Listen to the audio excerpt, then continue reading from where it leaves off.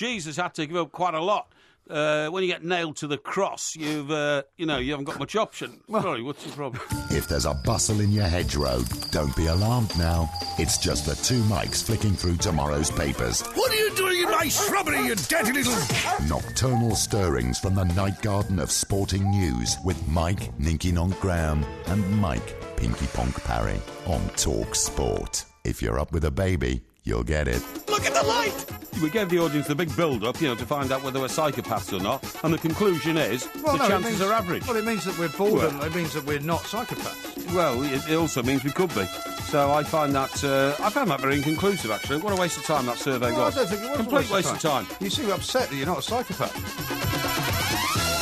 This is Talk Sport. We are the two mics, and I'm delighted to say it's time to say a very, very good morning to a very casually dressed Mr. Mike Parry. Very good morning to you, Mr. Parry. And a very good morning to you, Mike. And the reason I'm casually dressed is I found it hotter in the penthouse tonight than I have all year. Funnily enough, I would say the same thing. I mean, we had a couple of weeks ago, maybe 3 weeks ago, a very, very hot heat period. Wave. Yeah, but I got in the car yesterday, and it was 36 degrees. Oh, my God. In the car. Which car. is like, Turkish sort of weather. It is. Algerian weather. It's like being in a sauna bath. It's like being in a sauna bath in the southern part of Spain. That's right. It is not the sort of weather you expect to have in Surrey what Keys. happened was, I got out of the shower. Yeah. Feeling very fresh. Did you? What time is this? Oh, this would be about 7 o'clock AM. this evening. 7 p.m. Okay. 7 p.m. Right, 7 p.m. Right. Was that your first shower of the day? No, it was my second. Second? Yeah, because it was so hot. I was out and about today. So then the thing is, because I have things to do, I have arc lights. Arc lights. I have an arc light over my television. Is that the same stuff they use on stage? Arc lights. It's those lights which have lots of little diamonds in them rather than strips of bulbs. You know what I mean? No. You do. You know the ones I'm talking about. These lights are called something special because they're made up of tiny little diamond-like components. Okay. What are you looking at me like that for, you idiot? You know exactly what I'm talking about. No, I don't know what you're talking about. Well, our producer David, who's rather He's good off at making technology. the tea. Yeah, okay. Well, never mind. Don't distract him. So they are brighter than ordinary lights. Brighter than the average light. They're brighter than the average light, and they turn darkness into daylight. Okay. In fact, they're brighter than daylight. But I always thought arc lights are those things that they use either on the stage or in police investigations when they're trying to illuminate the same sort of thing. The area they're digging up to look for the dead bodies. You see, what I have is I have a tubular steel frame which bends at the top and brings the arc light down from behind. You're talking about like a superannuated desk light. That's what you're talking about. Well, yeah, but it stands on the floor and it reaches up so high and bends down and it bathes my massive TV in light, okay? Why would you want to bathe your massive TV in lights? So I can watch the pictures without any problem. Surely the pictures are better if you have no lights on at all. No, they're not, because that strains my eyes. No. If you have the TV on without lights, yes, it's a much more cinematic experience. No, that does my eyes in, honestly. Of course it is. No. You have to have What you don't want is a load of lights shining on the TV while you're watching it. No, I do, because it's from behind the TV, and it's no problem. From behind. Now, my second arc light comes over my chair. Which is like Day of the Triffids in your place. No, so that when I'm reading my journals in my armchair, the one with the hard back. The one that you just got back from the reupholsterer. That's the one. The one. I've got perfect vision with perfect light. I see. And my third one... But it must be very hot with all these lights. Well, this is what I'm saying. My third one is in my office, right, which arcs over onto my laptop, okay? I see, yeah. So I've got three of them, with it all in the space of 2 rooms. Have you not got a proper desktop computer? Yes, of course I have. Well, when you say laptop, that's in your office. No, it's the same thing. No, it's not. No, a laptop is a small computer which you can carry around. Yes. So that's not what you're saying. No, that's what I'm saying. So you've got a laptop? Yeah. You haven't got a desktop? What do I want a desktop for? Because if you've got an office and you've got a proper, a space to put... If I had a proper office space to put, say an iMac in, I would have one of those big Apple computers which has got, it's like a desktop. Okay. So you've got a big screen. And what would the advantage of that be? Well, it means you can sit upright. It's not like a small... it's not laptop small. that you just fold open. No, but you remember, I have to transport it between here and the coast, so I couldn't do that. That's what I'm saying. But no, you wouldn't. No. You would have one in each place. I've tried that before and got them wired up, but if one goes wrong in one place, it goes wrong in the other, so I disconnected that, Right. Anyway, the point is, so that's generating an awful lot of heat, okay? Yeah, it is, yeah. And so I became incredibly distressed with the amount of temperature that was invading my space. I can understand that. And so I had to switch a couple of them off. But anyway, look, what really most irritated me tonight... Yeah, what irritated you the most? Watching the news. Yeah. I'll get on to the butter shortage in a minute, the world butter shortage. We're going to talk about the petrol shortage as And well, the by the petrol way. shortage, coming yes. up. Do you know what France have said? France have said no diesel or petrol, haven't they? Yep, they have. So they've gone with what? me. They've gone with me. Within the next few years, Yeah. there's going to be no cars allowed Yeah. to be driven in Yeah. France which have got petrol or diesel engines. It's a fantasy. It's an electric revolution. It's a fantasy, honestly. It's an electric revolution, man. It's a fantasy. Anyway, so I'm looking at the television, and what do I see? Yeah, I don't see thousands of rioters in Hamburg where the G20 situation is happening. Yeah. And these guys, these rioters, are all... against capitalism. I'm trying to say, they're all anti-capitalist rioters. That's right. So what I'd like to see is, I'd like to see a television journalist walk up to a couple of them and say, now, you are a very enthusiastic anti-capitalist protester, is that right? Yeah, jawohl. And they would say, yeah, exactly, Yeah. jawohl. Jawohl. And then the presenter would say, and what would you like to replace capitalism with?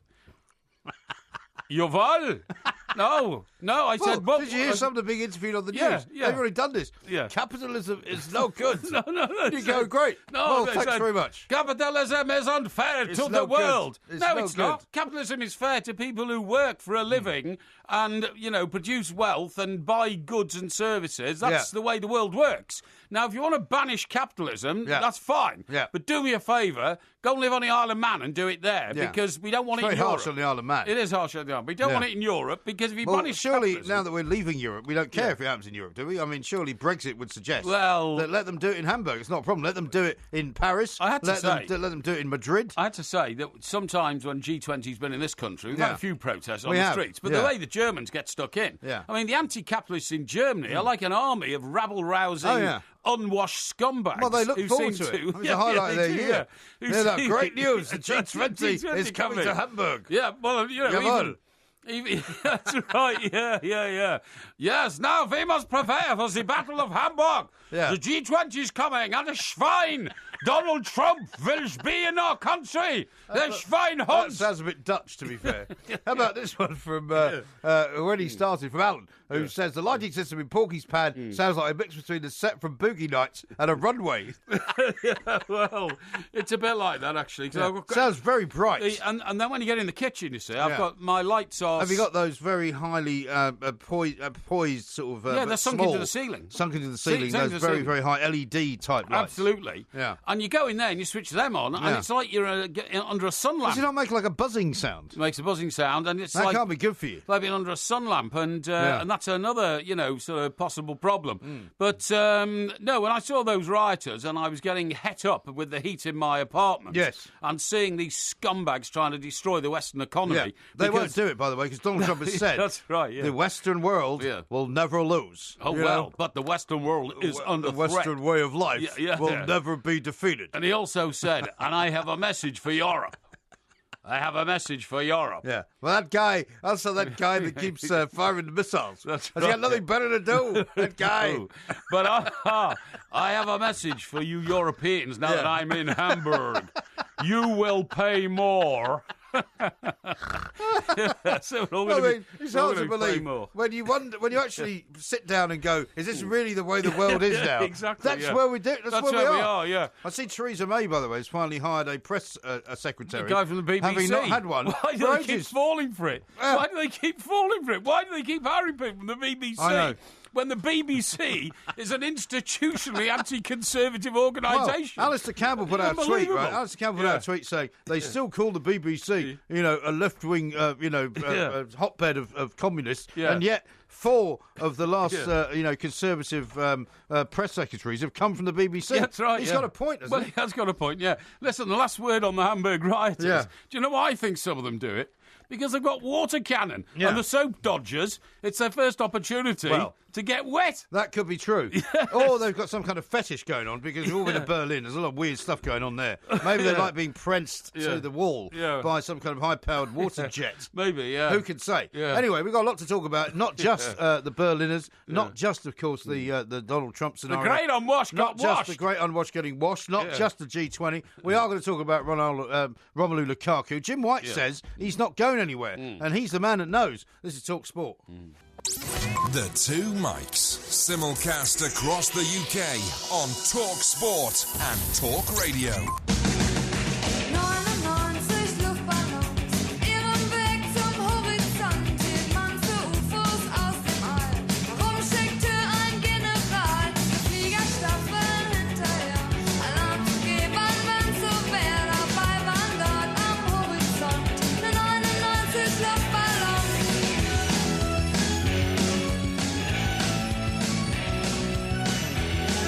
99 Red Balloons. A great song, that. It's a German song. One of the few German pop songs. 99 red balloons. Yeah. You must remember that one, up right? in the air. I always confuse that with the other one about numbers. Right. There are 9 million bicycles in New York. No, it's Beijing, actually. In Beijing, that's right. Yeah, sorry. Is there that are not 9 million in New York? No, that's right. I meant Beijing. You just confused me. I was looking at your face. Beijing and New York. No, I was looking at your face and I was reading New York. Really? Is that the same singer, by the way? No. I think it is. No, it's not. Sure? No, I'm absolutely sure. 99 the one that was done in Red 99 Red Balloons was a German pop star who probably hasn't done that much else that we know of, right? The one in Beijing was done by somebody completely different who wasn't German at all. He was probably English, I would say. Right, okay. Now, I've got a great picture the here. German singer might have been watching the countryman in Hamburg tonight. Very possibly, yeah. Kenny B says, stuck in traffic in sunny Kuala Lumpur. Can't think of anybody to spend the time better with than the two mics. Yeah, well, exactly. And there's a picture of Kuala Lumpur. Because ever since last week, we've been putting out sort of messages to people saying, can you please tell us where you're listening to us from? That's right. And I'll tell you what, we've got an amazing array of geographical locations from Vietnam to Kuala Lumpur. We're going to be talking to Steve Lillywhite a little bit later on the show, who's coming on from Jakarta. Excellent. We've got loads of people listening in Dubai who want us to go and do a show there. We've got people in Abu Dhabi. We've got people in Mexico. We've got people in Turkey. Yes. Antalya. It's fantastic, yeah. I mean, it really is a very, very widespread I think we should go to Dubai, because do you think? There's a lot of dosh in Dubai, so it asks for a very high fee. There is quite a lot of dosh, and secondly, maybe we could there launch are 9 million pieces of silver. That's right. What about Qatar? Why don't you go do Dubai? Qatar? Why don't you do like a Save the Richard Keys and Andy Gray show? I was just about to say. Do like a life-saving show for them. I was just about to say to you, from Dubai to Qatar is half-hour drive, so we could perhaps make a raid on Qatar, rescue Richard and Andy. Why don't we just do like a charity gig, to distract everybody, that's right. Get them all out of there. Yeah, that's right, Yeah. Now then, I hope you're being sensible about all this, because we need to talk about... Now very interesting point you were making about the Lukaku move. What is your take on this? See, my take on Lukaku has always been, as I've said to you many times, when he said many weeks ago, I know where I'm playing next year. Yes. Right? Now, everybody took that to mean that he had made a decision to leave Everton. And he's off to Chelsea. Yeah. Well, everybody just assumed I think that was leaving. the assumption. Yeah. I always said, I'm not sure that he's going anywhere, right? Yeah. Now, it turns out that Chelsea have apparently been gazumped by Manchester United, by Jose Mourinho. Yes. Jose Mourinho... Well, that was the news coming out this morning. That was the news coming out this morning from sources close to various people and reported on many, many media outlets. Yes. Right? Now, Jose Mourinho is the guy who rejected Romelu Lukaku all those years ago, sent him off packing to West Brom, where he went on loan, then sent him off packing to Everton, where he went on loan. Yes. Apparently was nonplussed with him, didn't think he was a great player. And we're now supposed to be believing that Manchester United, under the guise of Jose Mourinho, wants to have Lukaku back. Yeah. And they're willing to pay £75 million for him, or possibly even £100 million. It's right? true. Now, Jim White, who is the guru of all transfer deals that are done in this country, does the show between 10 and 1 in TalkSport, and we'll be back at 10 o'clock in the morning tomorrow. He has been very, very sure throughout the day and throughout the show that he did yesterday that there is nothing happening. Yes. That there is no deal between Everton and Manchester United. Right. Not only did he say that, but he also said that the talks have finished. Yeah. There might have been conversations going on, but basically Everton have rejected the £75 million offer from Manchester United as not being good enough. Yes. And they've rebuffed him. Now, we could be in a John Stones situation here, like Chelsea, where lots of people thought, well, John Stones is bound to go to Chelsea. Yeah. He didn't go. Then he's not I'm going to side with Jim White here, because he's the guy that knows. Well, he's the guru. He's the guru. He says nobody's going anywhere. Okay. That's what he says. Okay, well, let me read you one possible diversion to this, please. Okay. And this is dropping on your doormats tomorrow morning. Okay. Manchester United... I don't have a doormat, by the way. Sorry? I haven't got a doormat. Well, what do you wipe your feet on when you go in? What? What do you wipe your feet on when you go in? I don't wipe my feet when I go in. You don't wipe your feet? Well, where do you think I've been? I haven't been anywhere horrible. I haven't been You've been outside, walking on the streets. Yeah, but no, I've been in my car. You don't have a doormat. I have 2 doormats outside my front door and 2 doormats inside my front door. You must go to some filthy places. No, I with don't your go to feet. filthy places. Well, you must do. Also, your crime-ridden areas that you live in. Any normal person has... You go through the pools of blood outside your stockbroker belt Surrey scenario. I'd like to ask our listeners out there, please, do you think it is normal for a person not to have a doormat either outside or inside their front door? Well, I live in a flat. Please contact us. I live in a flat. Please, I live in a flat. Yeah, so I have no need for a doormat outside or inside. Yes, you do. Because I have a doormat as I walk into the main part of the building. Yes. And that's it. I don't have one in my flat. Well, I think that's disgusting. Why? I would like to ask our listeners to send me a text, please, or an email or something like that, and tell me what you think about a person who doesn't even have a doormat outside. Don't you have a doormat which says on it, welcome? No.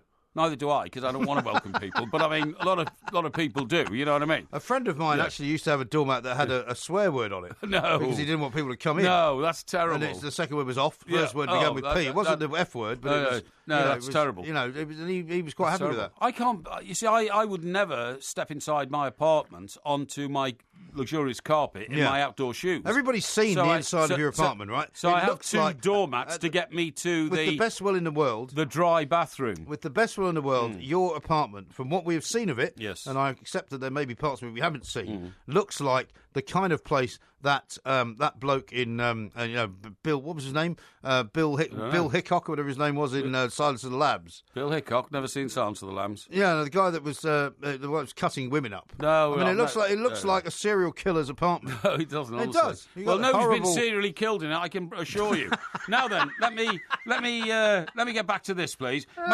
Manchester United believe they've agreed a stunning £75 million deal for Romelu Lukaku, but the completion of the move is being held up by Everton, who are angry that their star striker failed to turn up for pre-season training yesterday. Everton manager Ronald Koeman is said to be fuming.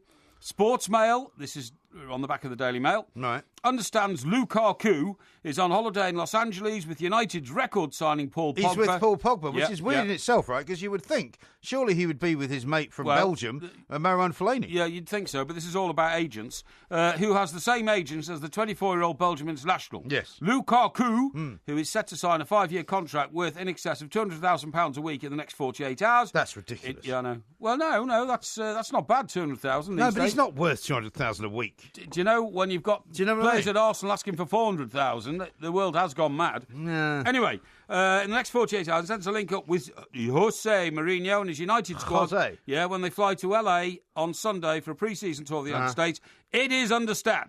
It is understood that Pogba had an influence on Lukaku's decision to turn his back on return to Chelsea 3 years after leaving Stamford Bridge for Everton, £28 million deal. Yes. So too did their agent, Mino Raiola, who earned a staggering £40 million cut from Pogba's £89 million move from Juventus.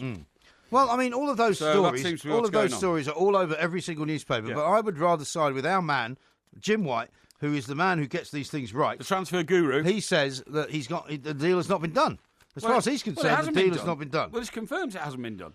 But what you're saying is the details of the deal have not been concluded. Is that what you're saying? Well, no. He's saying, I mean, and he kept saying yesterday that his information was, and his information from inside of Everton is supposed to be very good, that the deal has not been done. Yes. And that not only has the deal not been done, but the £75 million proposal from Manchester United has been rejected by Everton. Right, okay. And they are not interested in talking to Manchester United unless they up the deal. I understand so that. they have not accepted it at all. Okay. Manchester United are saying they've accepted it. Yeah. Jim White says they haven't. Yeah. Well, there are more than one point of view at Everton as to how this deal should proceed, and there's also more than one point of view about the situation regarding Wayne Rooney, which seems to have gone terribly quiet. It's gone very quiet. Because Jim said that Wayne Rooney's definitely going back to Everton, so again, I would have to side with him. Well, he is the transfer guru. He is. What I'd have to say is that, as I understand it, it's the figures which are going to need sorting out in the Rooney situation, because if he stays at Manchester United for 2 more years, he picks up £30 million. Yeah. So that's an awful lot of money to sort of pass by. Yeah. To go, Well, there's an awful lot. I mean, clearly what's going to happen in the next 3 to 4 weeks while the transfer window is open and before it closes is that there are going to be some high-profile moves, right? Oh, indeed. Now, whether Lukaku is one of them remains to be seen. Yes. Whether Wayne Rooney is one of them remains to be seen. Yes. Whether Gylfi Sigurdsson, who I'm told Everton are now being asked to pay something like 35-40 million for, remains to be seen. There's an awful lot of water to flow under the bridge before all of these papers can be absolutely certain that this is all going on. Here's a twist on it on the back of the Times, the Thunderer, a paper record. Yeah. Manchester United have agreed a world record £100 million deal with Everton for Romelu Lukaku that includes the sale of Wayne Rooney, who is valued at about £10 million. 10 million? Yeah. Is that all? Yeah.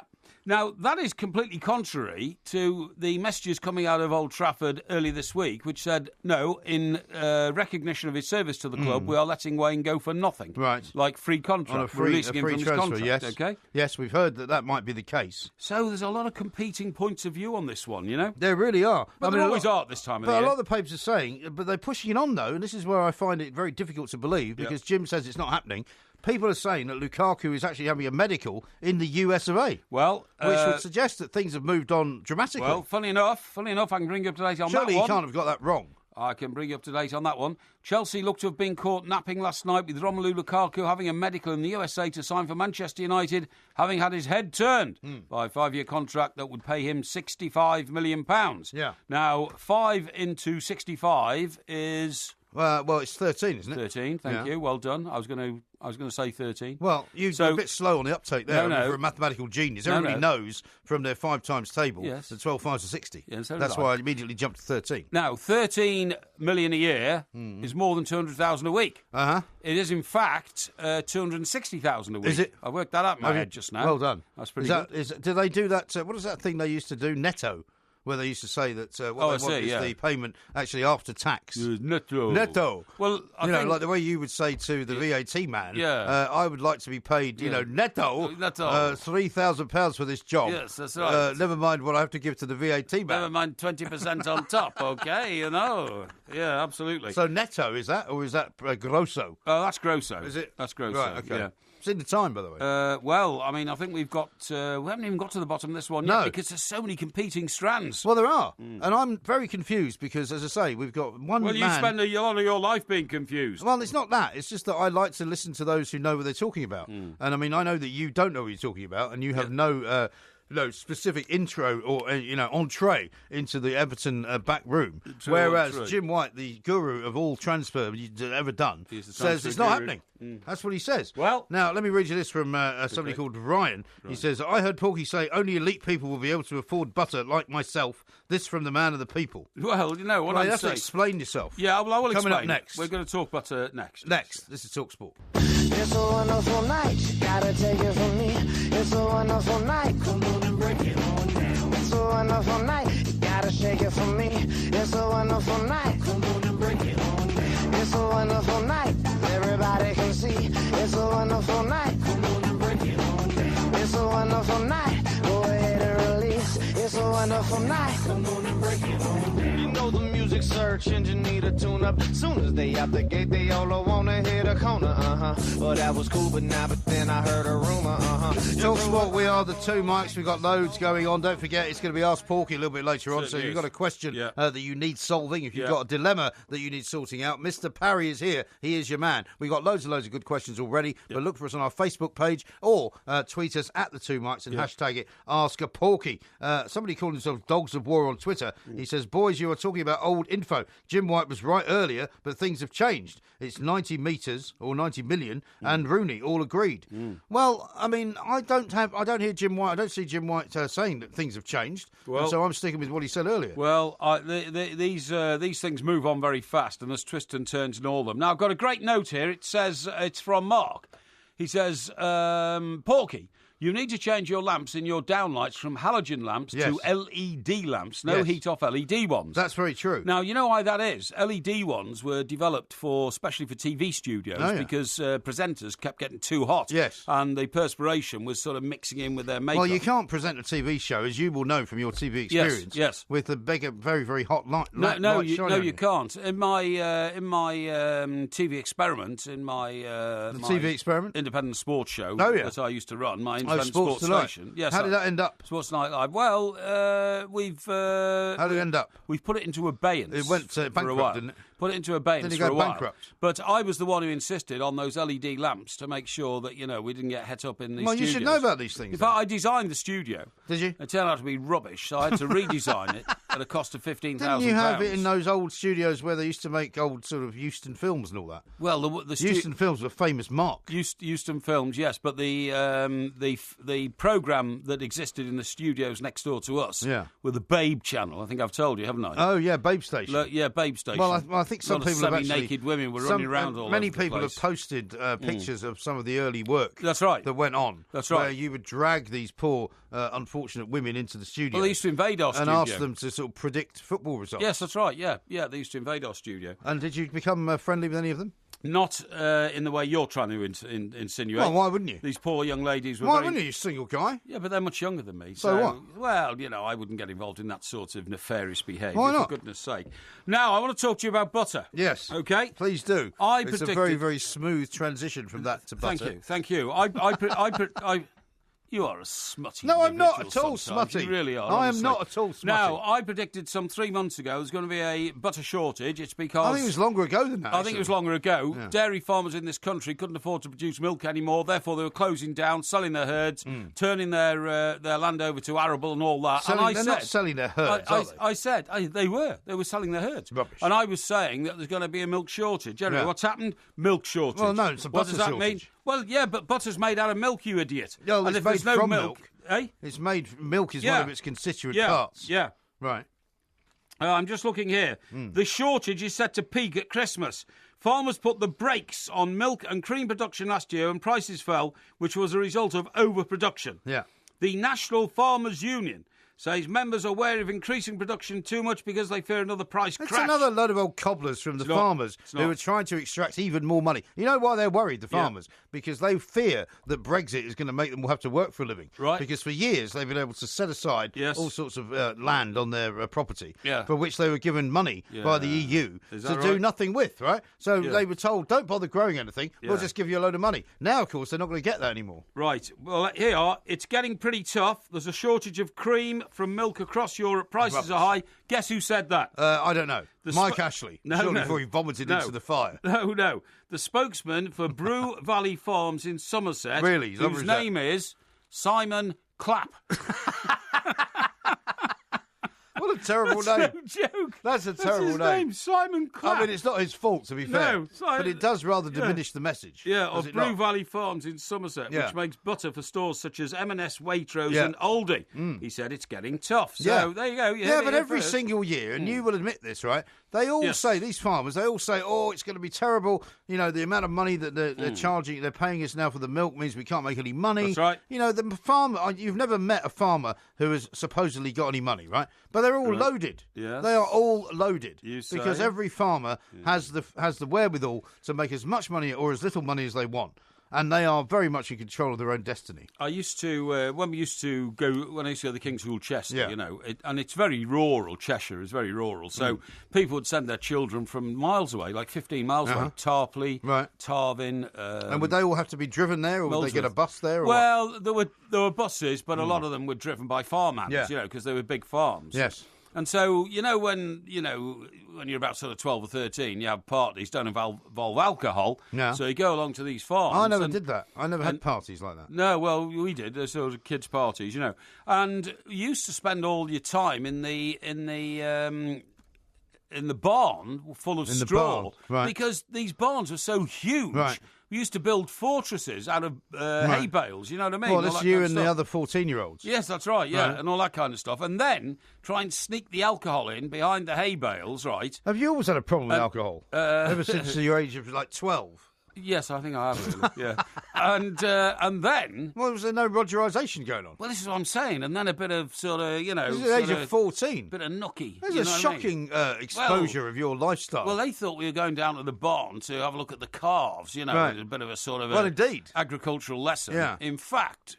We were trying to get hold of the local sort of milking maids, you know what I mean? That sort of stuff, No. Well, surely not. Yeah. There couldn't have been milkmaids at that time. Well, there were people around. There were females around, put it that way. It's a crime you're committing now. I was at least one, possibly two. I've been a fascination to the opposite sex for a long, long time. When did that stop? and that started around the age of 14, really? I have to say. Yeah. Okay, all right. Well, congratulations. Yeah. Joe in Lewisham says this. Hello, Porky. My local bookies have Everton at 150 to 1 to win the league and at 16 to 1 to finish in the top 4. Yes. Any plans to put your money where your mouth is? I am definitely... Actually, that's not bad. I'm definitely definitely going to put money on Everton to win the Premier League, and you can't laugh because Leicester won it 2 years ago, and Everton are, on paper, a stronger team now than Leicester were then. Yeah. And I think Everton have got a great chance.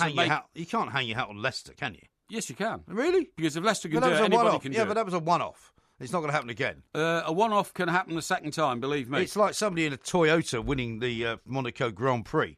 And, you don't suddenly then go and invest in a Toyota and go, this is going to happen again. No, the thing about Leicester, it's not actually, because a Toyota is a known quantity.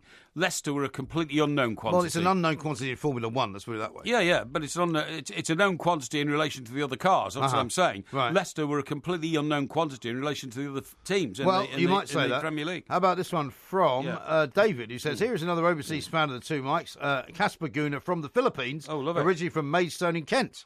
So he's listening from the Philippines. Maidstone know it well down the M2 or the M20. Friends down there, M20, right? yeah. Before you fell out with them. Yeah, now, that's Dougal, true, amongst many other people, has posted a picture of Buffalo Bill, who is the serial killer, of course, from Silence of the Lambs.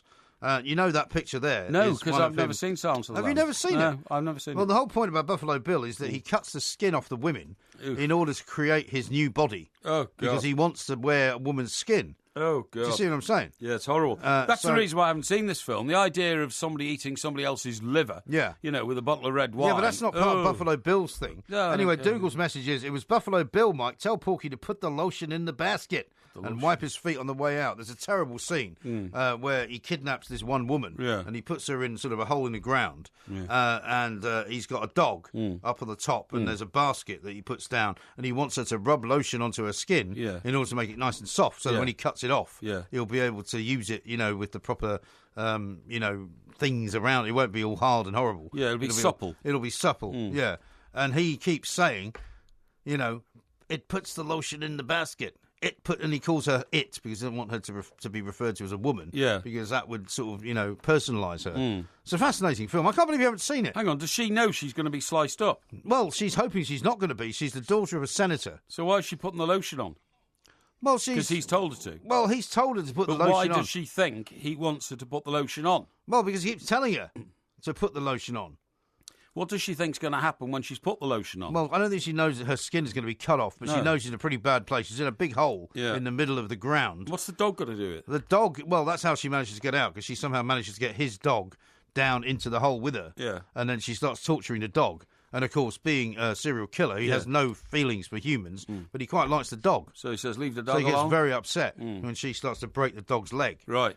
It's an amazing film. Yes. Can't believe you haven't seen it. Well, I haven't, but there we are. I tell you what, now here's something for you. Here's one from Wicket who says, how about unwashed scumbags as another T-shirt waiting to happen? Yeah, well, I suppose it is, from Porky. But, no, quite frankly, what else would you describe them as? They're rioting in Hamburg. Yeah. They want to destroy capitalism. Yeah. And the only reason Europe is the richest part of the world is because of capitalism. That's why everybody's trying to come here, you know what I mean? And if we destroyed capitalism, we'd all go... the opposite to capitalism, can I remind all these people in Hamburg North who were Korea. throwing stones... Yeah.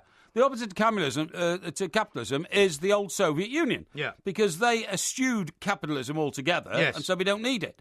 And that's why, the growth rate of the Soviet economy in 40 years was zero, because you simply cannot create wealth in a communist society. No. Which is anti-capitalist. It's very difficult. Yeah, well, and people live like peasants. Yeah, but so should we all live like peasants? No, but in Russia they've managed to create capitalism out of that, haven't they? Of course they have, and now they parts of Russia are very, very wealthy, some of the wealthiest parts of the world. Yes. But what I don't get about these anti-capitalists is what sort of society do they want to live in? Do they want to live in a society like Cuba or Venezuela? I think they do. Well, why don't they go there? Well, because you can't just move into Cuba or Venezuela. Well, you could if you wanted to, believe me. And also quite dangerous in Venezuela. But I don't know how they expect to have food production lines in car factories, a decent economy with food on the shelves in supermarkets if you don't have capitalism. Well, it's difficult. Because Russia did not have capitalism and they were the poorest country in the world. Is that what they want? And now it does, and they're not anymore. Yeah, exactly. Yeah. How about this from Becky, who says, buying shares in a doormat manufacturer, Porky is driving these mad requirements such as minimum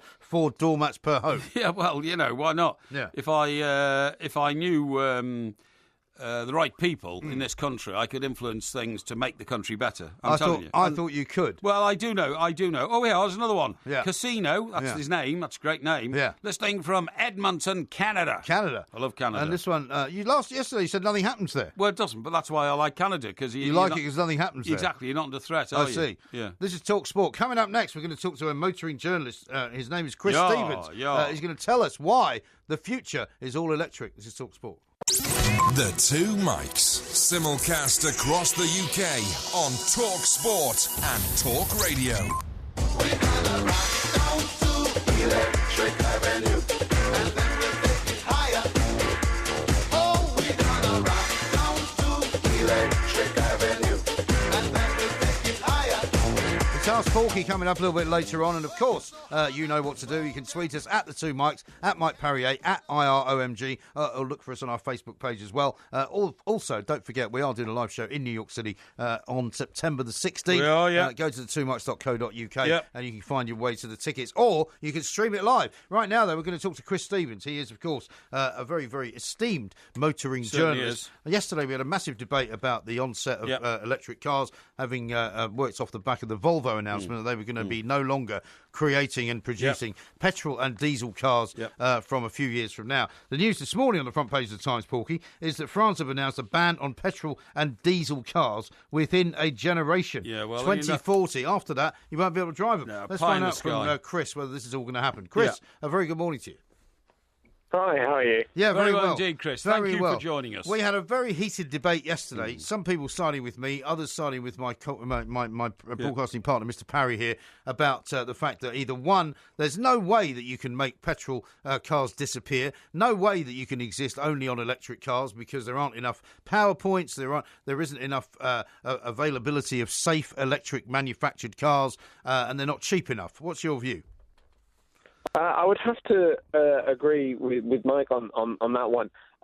There definitely doesn't seem to be the infrastructure, certainly within the UK at the moment, for us to go 100% electric, because you've got to consider, yes, the charging points, and also the fact that we're still tearing up all the motorways to create wirelessly charging roads. So certainly at the moment, we don't seem to be there, but there's no reason why we can't be there in the near future. Yes. Yeah, but Chris, my point is that even if you suddenly replaced all petrol stations with forecourts full of these charging poles, OK, and even if you put charging poles in city centres, almost like we used to have parking meters, one on every bay and all that kind of stuff, the country itself, the infrastructure, as you quite rightly say, of the country itself, where are you going to produce all this extra electricity when we're already being told that we are so perilously short of power, we could have blackouts even this winter? It just doesn't add up to me.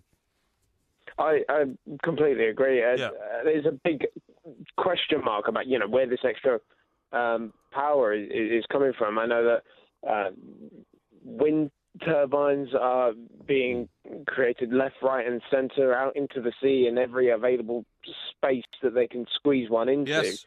And frankly, I don't think it's enough. No. But Chris, don't you accept that there is a sort of political will here that is going on? Now, we may be leaving the European Union. We can argue about that at another time. But is it good? Well, hang on. It's not a question of whether it's good. It's a question of whether it's actually going to happen and whether there is a political will for it to happen. And there's no question in my mind, Chris, that certainly the Europeans and certainly the motoring manufacturers are quite keen on moving in this direction. And if they're willing to do it, then it will happen, surely. Yeah, well, we've got to face facts. It is going to happen, and it's happening right now. The Volvo announcement and France's announcement today, these are massive, major moments in the automotive industry. And, it's coming. It will happen. Yeah. But, Chris, is this not a political movement rather than a movement designed to improve the way we can all travel on the face of the earth? The whole thing has been designed to reduce CO2 emissions. That's what it's always been about, and I think it was what it's going to continue to be about, because, Volvo's announcement, that was all in anticipation of even tighter CO2 emission regulations that are coming in 2021. Yeah. Yeah, and my point is that a lot of what we've done to try and greenify the world has been misguided in a huge way.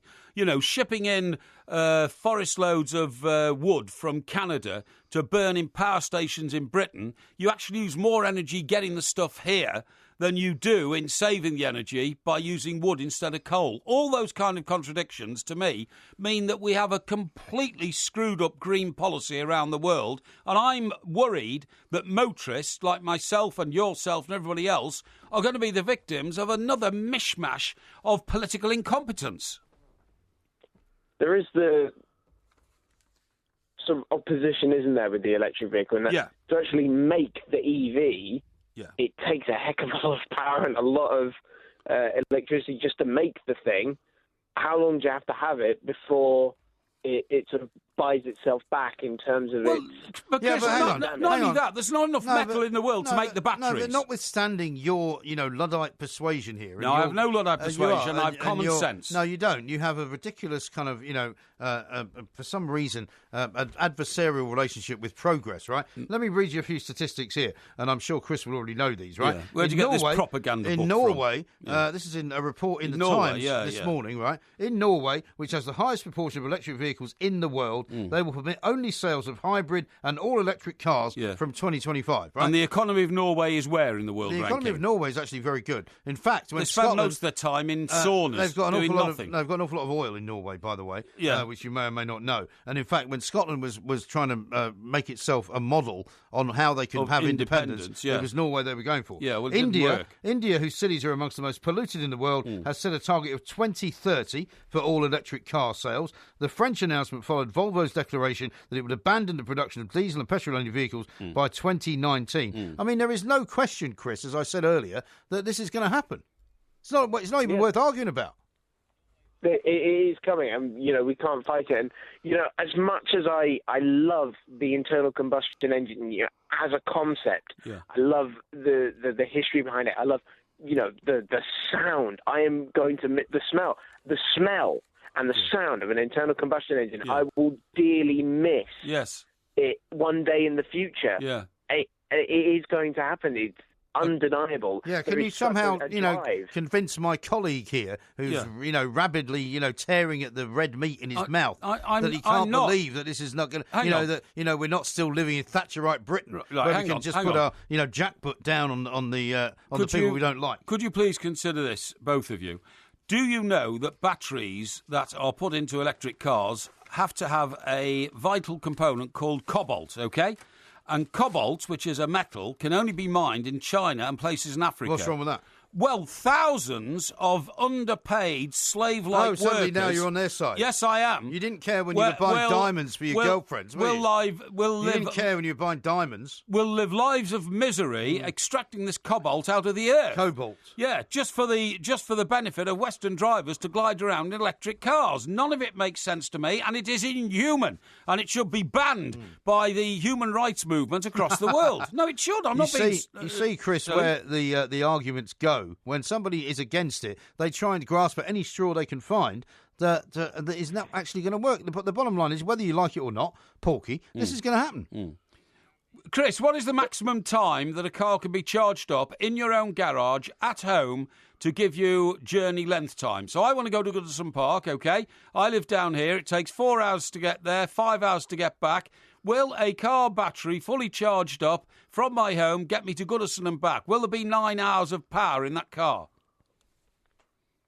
For a fully electric vehicle, you're looking at a top-range electric vehicle. I don't think the vast majority of them will be able to do that. Hybrid should be no problem, but it's the biggest issue with the EV at the moment.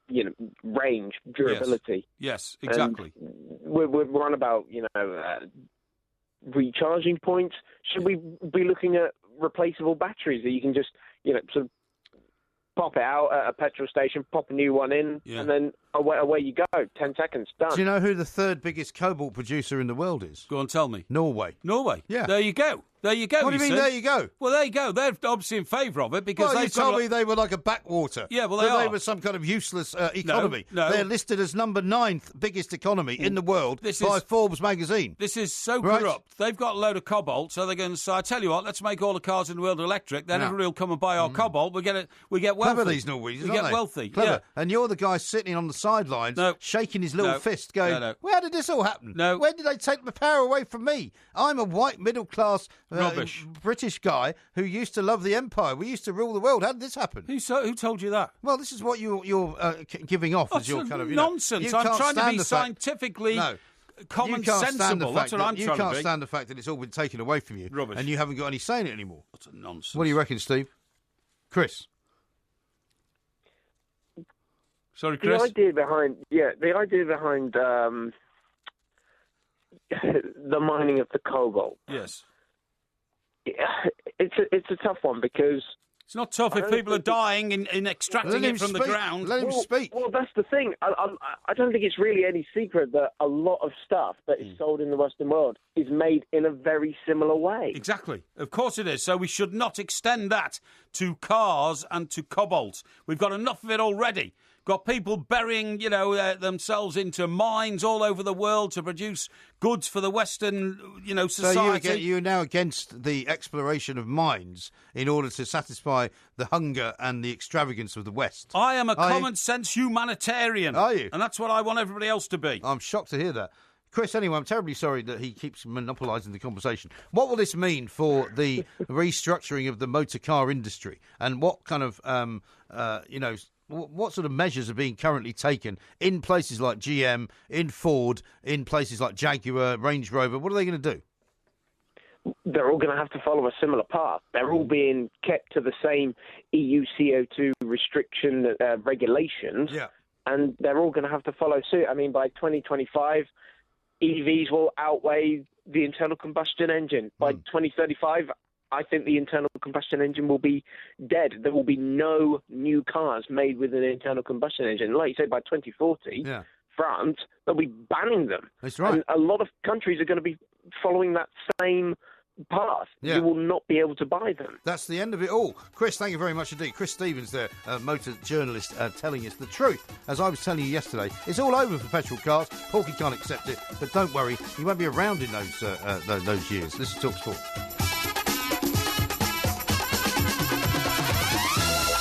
This is Talk Sport. Here's one from Dave, who says, Porky going out for an agricultural adventure and ends up checking out the milkmaids. Well, #, morals of an alley cat. Well, no, I don't think I have the morals of an alley cat at all. But I tell you do have the morals of an alley cat. Yes. People in Havana. Havana? Havana. Funnily enough, I was talking to somebody who was in Havana not that long ago on holiday. Yes. They said it was great. Right. Fantastic place to go on holiday. Really? Yeah. Why? Well, she said it was just really, really cool. Yeah. You go to cheap. some very nice beaches there. Yeah.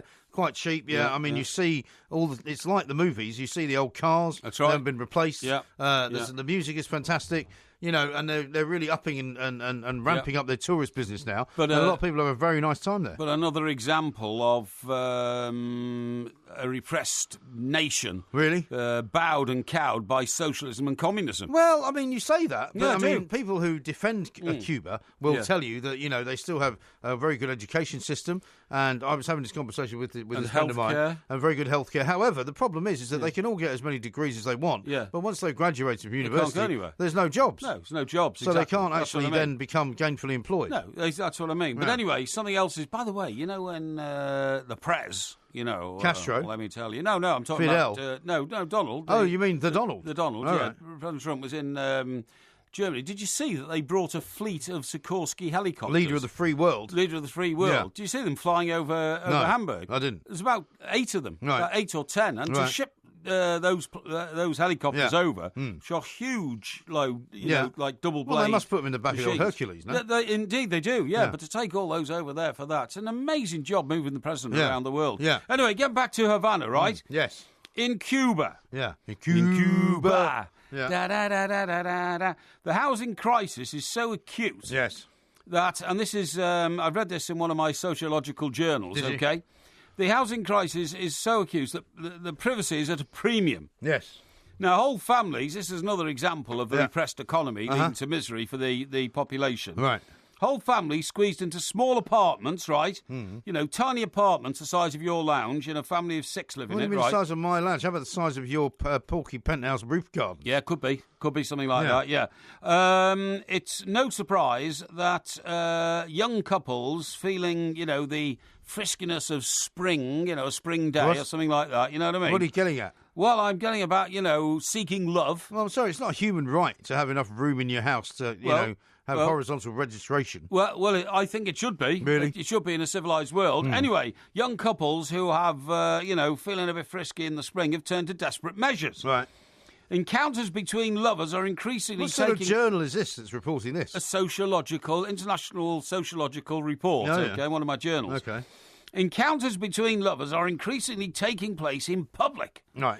With parks, dark staircases, and seafront nukes. Nukes? That means a little nuke on the beach, just below the road. In Scotland, there's a word, nuke, N-U-I-K, which actually refers to all kinds of different things. Like there's it could be a nuke somewhere up near the coast of Fife. Right, okay. I think it refers to a cranny. Yeah, cranny. Yeah. Right, okay. Anyway, nukes and parks, crannies. dark staircases and seafront nukes being Why taken does anybody over. care about this in Cuba? Who cares? Hang on. I don't care. Excuse me. By cavorting pairs. Yeah, so? Now, that could be about to change. Really? This is the point of the story. Okay. As the state now steps in to revive a network of love hotels. Really? Yeah. Love hotels? They're building love hotels. Well, why are you so excited about that? With the communist government, still a communist government. It's old Castro's brother now, isn't it? Yeah, old Raul. Well, Raul, yeah. Yeah, Raul. As opposed to Fidel. Raul. Yeah. Raul. The communist government tactfully declaring plans to diversify options for physical attraction and love. Yeah.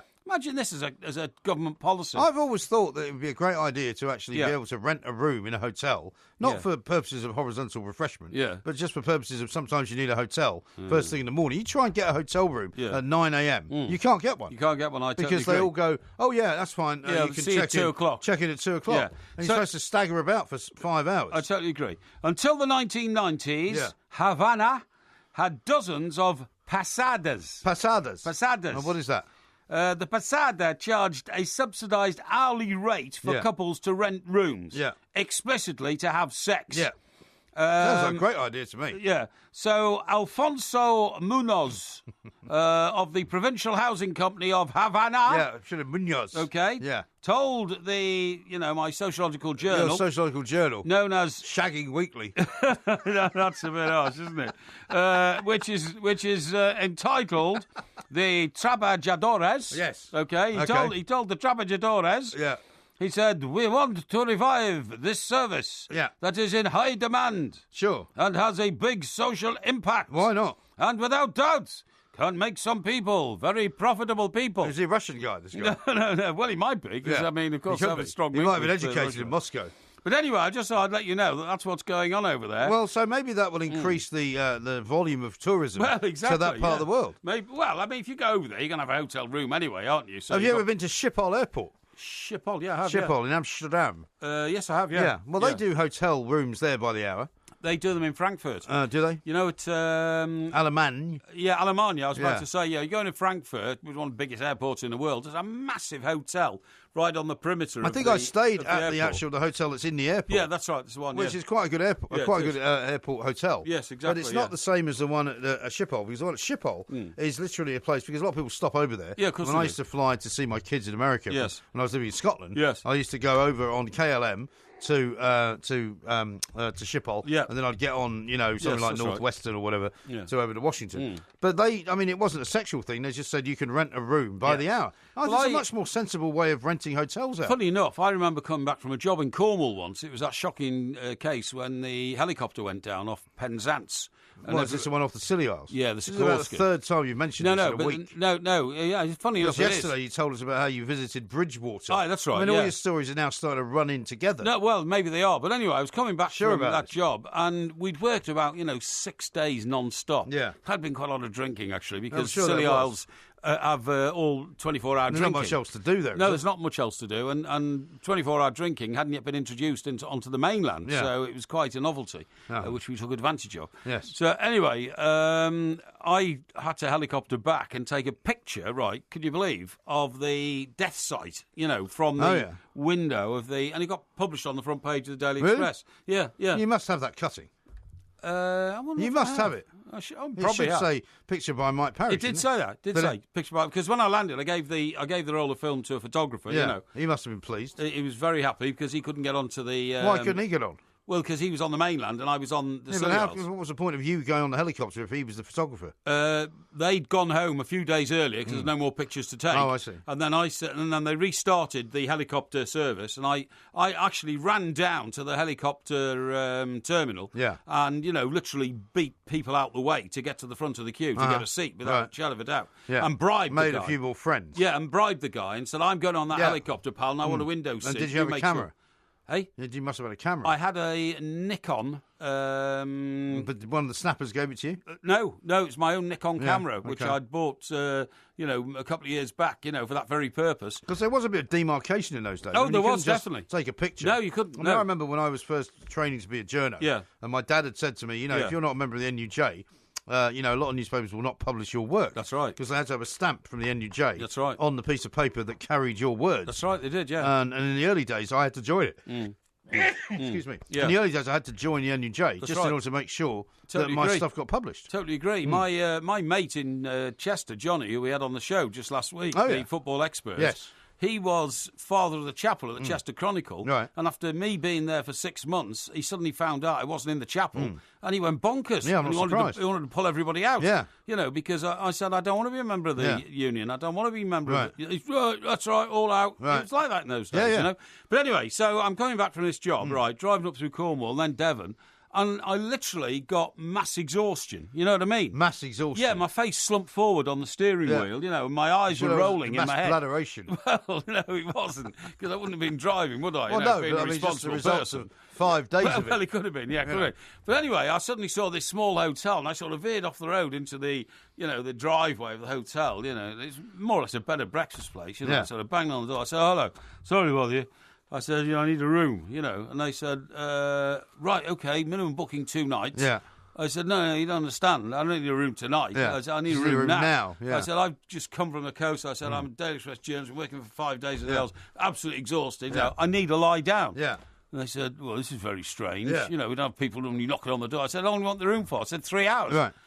And they looked at me very, they had some sort of they pervert. think there's something weird about I it. might have a body in the boot or something. Didn't you have one in the boot? No, I didn't. No. So I said, look, mate, I'll pay you a full night's rate. Yeah. I said, I've just got to lie down. I said, if you don't let me have a room here, I'm going to lie down on your grass. I said, I'm that exhausted. So in the they end, don't understand, do they? No, in the end, they said, but, they kept a very wary eye on the room and all that kind of stuff. And after about 3.5 hours or 4 hours of sleep, I just got up, had a shower, in this pathetically small shower would have been shower. ridiculous, Yeah, exactly. Be like that place in Rugby where I stayed. Yeah, that's right. I couldn't get into the shower and I couldn't get out of it. There's hardly any water dripping out of the shower head. Right. And then I said, look, thanks very much indeed. And they said, it's very unusual and all that, And, Were they Welsh? Well, yeah, I suppose they're Cornish. And then I set off home. I set off home. Yeah. But you're right, it's a very strange thing. It's in a very this country. it's very difficult. And and people drive all the time. I mean, the Premier Inn sort of a service that now exists up and down the country That's right. is sort of getting close to it. Yes. But you still, in most cases, you can't get a room until sort of 1, 2 o'clock in the afternoon. No, you can't. It's mad. A couple of tweets for you. Deza says this, I know this, I lived in Miami for culinary school for 4 years and made many Cuban friends, many of them scared to visit their families that they dearly miss. Yes. Well, hopefully that's all changing. Well, you'd hope so. Scott says, case is packed, I'm off to Cuba for a bit of Love Hotel action. Yeah. Gary says, come to Tokyo in Japan, Love Hotels are everywhere. Love hotels, are they? In Japan? Yeah. Well, a quick bit of nookie in the afternoon for a couple of hours. Well, Japan's quite weird about that sort of thing, isn't it? Yeah, I suppose it is, isn't it? Yes. Isn't that where they're sort of the home of the sex robot is coming? Well, that's pathetic, isn't it? Is it? Fancy having a sex robot. Why? Well, if you have a robot, why don't you have a sex robot? Well, I wouldn't have any robot, thanks. Really? Why not? I wouldn't let robots in my house. Really? They might take over. Have you seen the time? Yes. This is Talk Sport. The Two Mics, simulcast across the UK on Talk Sport and Talk Radio.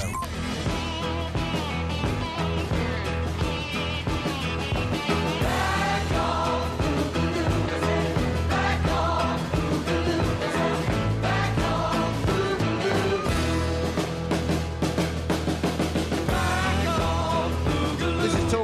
We are the Two Mics. That's a Ringo Starr song, if I'm not mistaken. That's right. Here's one, though, from Bill, who says, is this Sociological Journal of Porkies published by Hugh Hefner, by any chance? Yes, absolutely right, yeah. No, it's a human issue in Cuba. Really? Not enough privacy. No, see. Right. Now, and how about this one? Donald says this. You can get day-use hotels in the UK. Amateur photographers use this option as it is a lot cheaper than an all-night booking. Yeah. I don't know what he means by that. I'm not sure what he means by that. that. What do you mean, amateur photographers? Amateur photographers, I think Taking he means pictures of what? Smutty pictures. Really? Yeah, without a shadow of a doubt. See, I wouldn't be interested in that at all. In what? In, being part of some amateur photographers club. Neither would I. Why would you do that? Neither would I. I find that quite distasteful. I do as well. Do you know what? I once worked with a bloke, you won't believe this, at the FA. Yeah. And he was a strange cove, but very good at his job. Oh, yeah. It's unusual for the FA. Yeah, that's right. What was he doing there? Obviously, he got there by mistake. Well, he became the FA historian, Oh, right. and he was brilliant. He was a genius. There was nothing you could ask him about football he didn't know. And this guy was such a football fan, he would sometimes go and watch 4 or 5 games over a weekend. Oh, yeah. And he would watch them at places like Billericay, or he would go to Suffolk for some, FA Vars tie or something like that, just to chalk up another ground on his. He would. But would he then sort of take notes about everything and then add them into the archive and all that? Not officially for the FA, but his own archives for all that kind of stuff. He was a thorough student of football. But the weirdest thing was when, I got talked to him once, and he wasn't very social guy. He didn't drink, for instance. Right. He said, I've seen too many people ruin their lives by getting onto the beer. Oh, yeah. That's what he once said to He's me. not wrong, is he? No, he's not wrong. But anyway, his hobby, believe it or not, was taking pictures of women underwater. Underwater? Yes. How did he manage to do that? Well, he first Did of all... they know he was taking pictures of them? Yeah, I used to ask all the girls at the FA whether they'd like to put on a bikini and come to the local swimming pool with him so they could take pictures. Well, where would he be, though? Hey? Where would he be? Well, he started off as having an interest in scuba diving. And from honestly. From He's got some kind of pervert. No. He clearly is. No, he's not. Don't give his name away. No, it's his hobby. Is he still alive? I think he probably is. What, his hobby is taking pictures of women underwater? Yes. That's not a hobby. I think that's an offence. I think he became... It's not a hobby. It is with their consent. It's a hobby. No, it's not. No, seriously. No, I'm sorry. So he starts off scuba diving, then he gets interested in underwater photography. Right. Then he found out that the thing he most liked photographing underwater were women in bathing costumes. Really? So How extraordinary. He would ask girls as though it was nothing normal. I mean, he would go up to somebody who maybe just started work. Did he ask for a lamb, for example?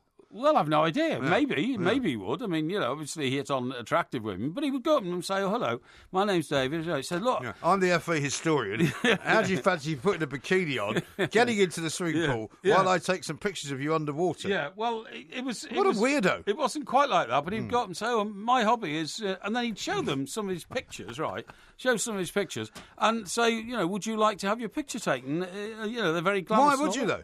I've no idea, but that was his hobby. Right. Anyway, getting back to... Did he ever get arrested? No. Did he have a criminal record of any kind? No, he wasn't that sort of chap. No, but you can't... No, sorry. I'm sorry. You cannot say that is a legitimate hobby. Well, he thought creepy... it was. And, well, he might have done. And I have to admit, it is very strange, but that's what he did. And did anyone talk about it at the FA? Did they sort of say, all the time. What's this guy's hobby? What's going on with him? All the time, but he did it with good intent. Now, what I was going to say to you was, we just played a record there. Back off Boogaloo. Yeah. And that was Ringo, who is 77 today. We could have played I'd Like to Be Under the Sea. It would have been more appropriate for your mate at I'd the like to FA. be under the sea in an octopus's garden. He wrote that after he met a mariner, on a seashore somewhere in America or something, who told him octopuses... Paul Mariner.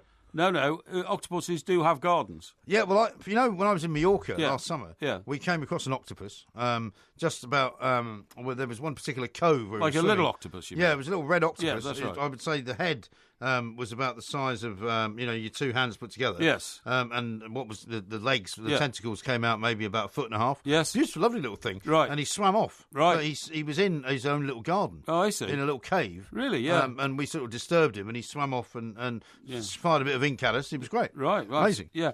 But anyway, that was that was Ringo's attempt to become a solo artist.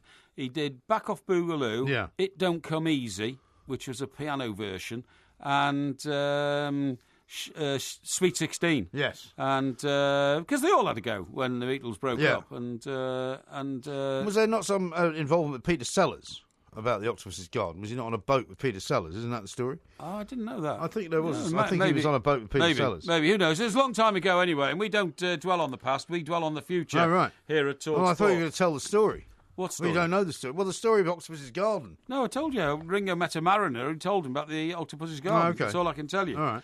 Right, now then. Marvellous. I tell you what I was going to talk to you Scott about. says, Operation U-Tree have been alerted to Porky's underwater photography colleague. Well, it could well be. It could well be. Well, Honestly. I've never heard anything like it. Yeah. Now, Shocking. I have got a quiz to ask you, but it's rather an unusual one. All right. Rather unusual one, All okay? right. Well, the real Porky quiz is tomorrow. Yeah, real quiz is tomorrow. 7 to 10. But what I've got here for you, and I thought this is actually quite appropriate for you and me, you know, Okay. a lifetime we've had, is I've found a document which helps you tell whether your boss is a psychopath. If only that were true.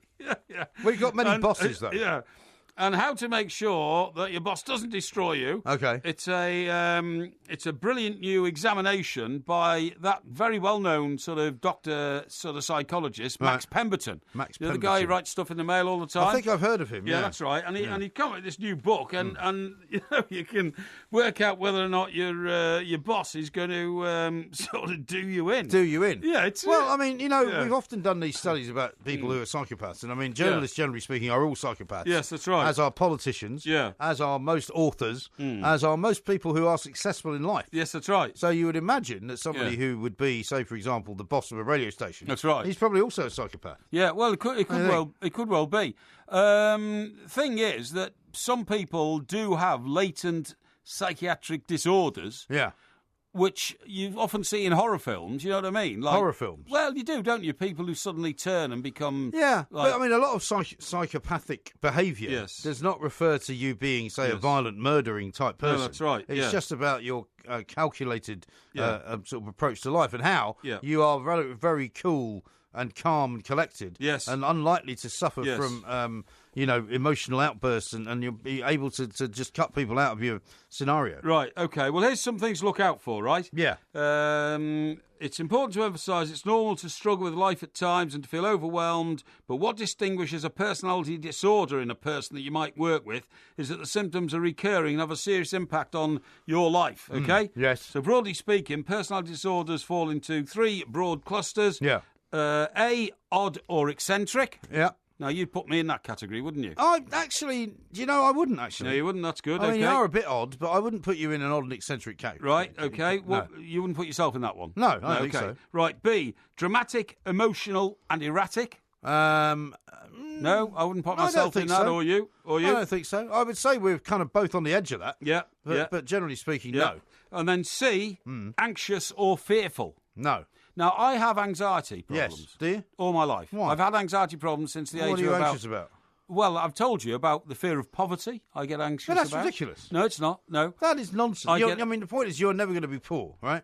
You've Well, got enough no, money you don't now. know that. You don't You're know never that. going to be poor. You don't know that. I do know that. If we suddenly inherited a Marxist government in this country, Yeah. which is not actually beyond belief, Well, thanks to in this Theresa day May. and age, It's actually, exactly. it's right around the corner. Yeah, it could be. It Yeah. could be. Then my you wealth. just have to emigrate. Well, where to? Because my Anywhere wealth you would like. be wiped out.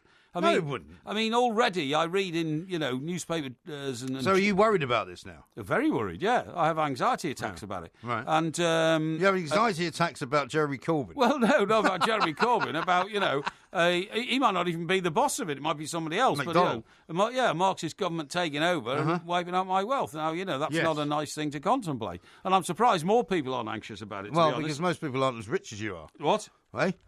No, don't be silly. They're Don't not. be silly. Now, see, so anyway, so that's that. Now, the following are characteristics of antisocial and You've seen the dissocial. time, by the way. Yeah, don't worry about that. This is very quick. I know. Antisocial, dissocial personality disorder. Yeah. And the medical term for that is psychopathic, right? Yeah. Now, could somebody you're working with ever be affected like this? Do they put themselves in dangerous or risky situations, often without considering the consequences for themselves or others? Do they get bored and frustrated very easily and act on impulse? They may find it difficult to hold down a job for long. Do they behave aggressively and get into fights easily? Do they act in ways that are unpleasant for others or appear cruel, uncaring, cold and unemotional? No. Now, in that category, I have worked with more than one person who has acted in ways that are unpleasant to others, appear to be cruel, uncaring, cold and emotional. And they are usually the worst type of person because they're so unpredictable. But they're not necessarily your boss. But, I mean, we've all worked with people like that. Yeah. And I would say that we've all been that person from time to time in the course of the last 30 years. No, not me. I've never been... You've never been cold? I've never been unpleasant. Really? I've never been cruel. You've never been unpleasant? No, I've never been joking? uncaring. No, I'm Are you not kidding joking. me? Can people appear to be superficially charming and charismatic? Yeah, you can do that. But underneath, blatantly That's exactly you. unpleasant. That is you. Eh? That's totally you. To get things for yourself, do you put your needs above others? Yes. Even though it may hurt people and you feel no sense of guilt if you have mistreated others? Yes. Right? Yeah. That's a psychopath. Yeah, well, that's you then. That's not me. Yeah, it is. That is not me. Well, you're at least half a psychopath. No, I'm not. Would you not admit that you're a quarter of a psychopath? I am not even 1/10 of a psychopath. How about a third of a psychopath? I am one of the most caring people in the workplace you've ever come across. I don't know what you're laughing at. I'll reel in a huge number of people to back that up, including all the people that hate you. This is Talk Sport.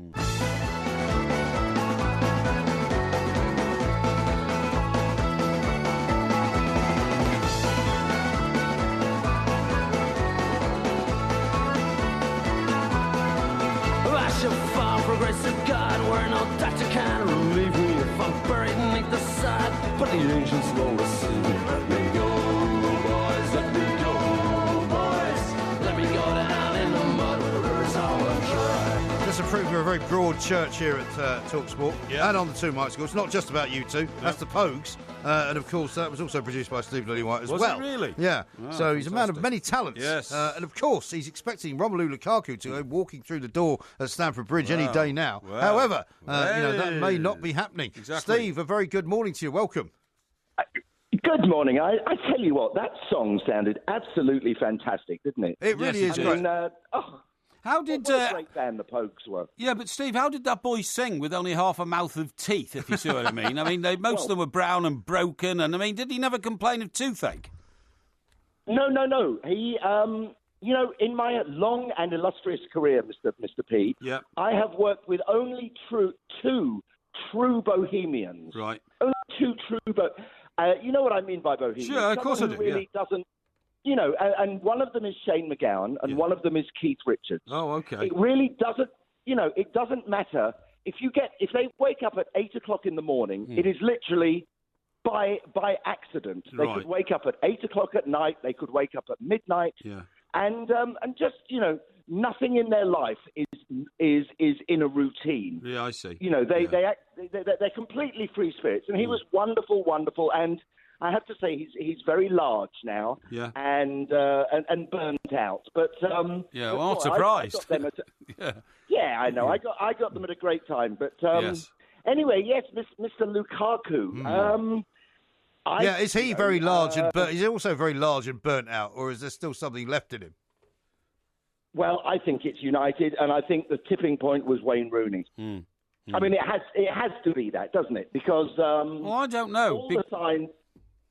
Go on. Well, no. All the signs were that he was going back to Chelsea, but Everton, if they're offered similar money and and Wayne Rooney, 75 million seems a bit light, doesn't it? So there's obviously some shenanigans going on behind the scenes. Yeah.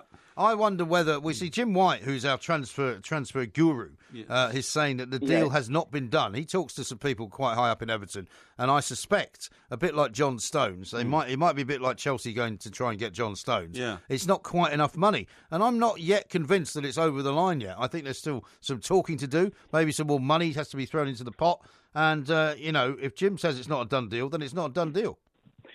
Yeah, but wasn't there talk of him having a medical in there is talk of that. California? Yeah, and he's out there with Paul Pogba right now. He is. I think I think we have to go now for Morata from the Spanish guy.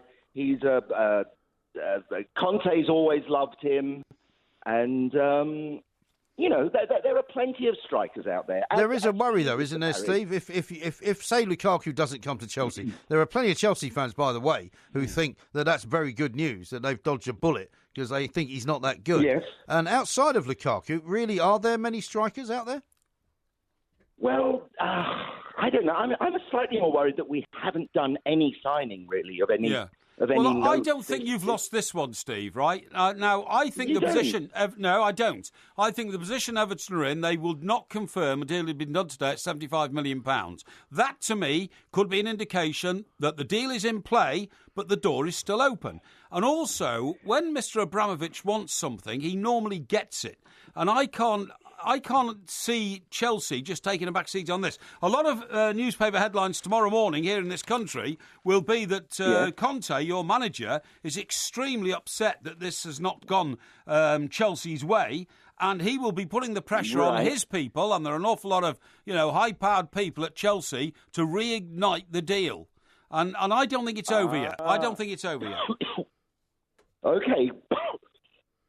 You're right there, Steve. Yeah, I think as long as Conte is happy, that's the main thing. If we can keep our manager happy, because, I think he can get the best out of any player. So I just hope he's happy and he doesn't walk, because then all hell could be at Chelsea next season. Yeah. But, if you look at what's been going on, and I know that it's still early days, we've still got some time to go in July. The transfer window is kind of well and truly open, and anything can happen. But, there's nothing really that's happened, aside from Everton signing lots and lots and lots of players. That's right. Some of which may turn out to be great, some of which may not. Yeah, I agree. United haven't signed anyone. Manchester City don't appear to have signed anyone. Arsenal have signed Lacazette.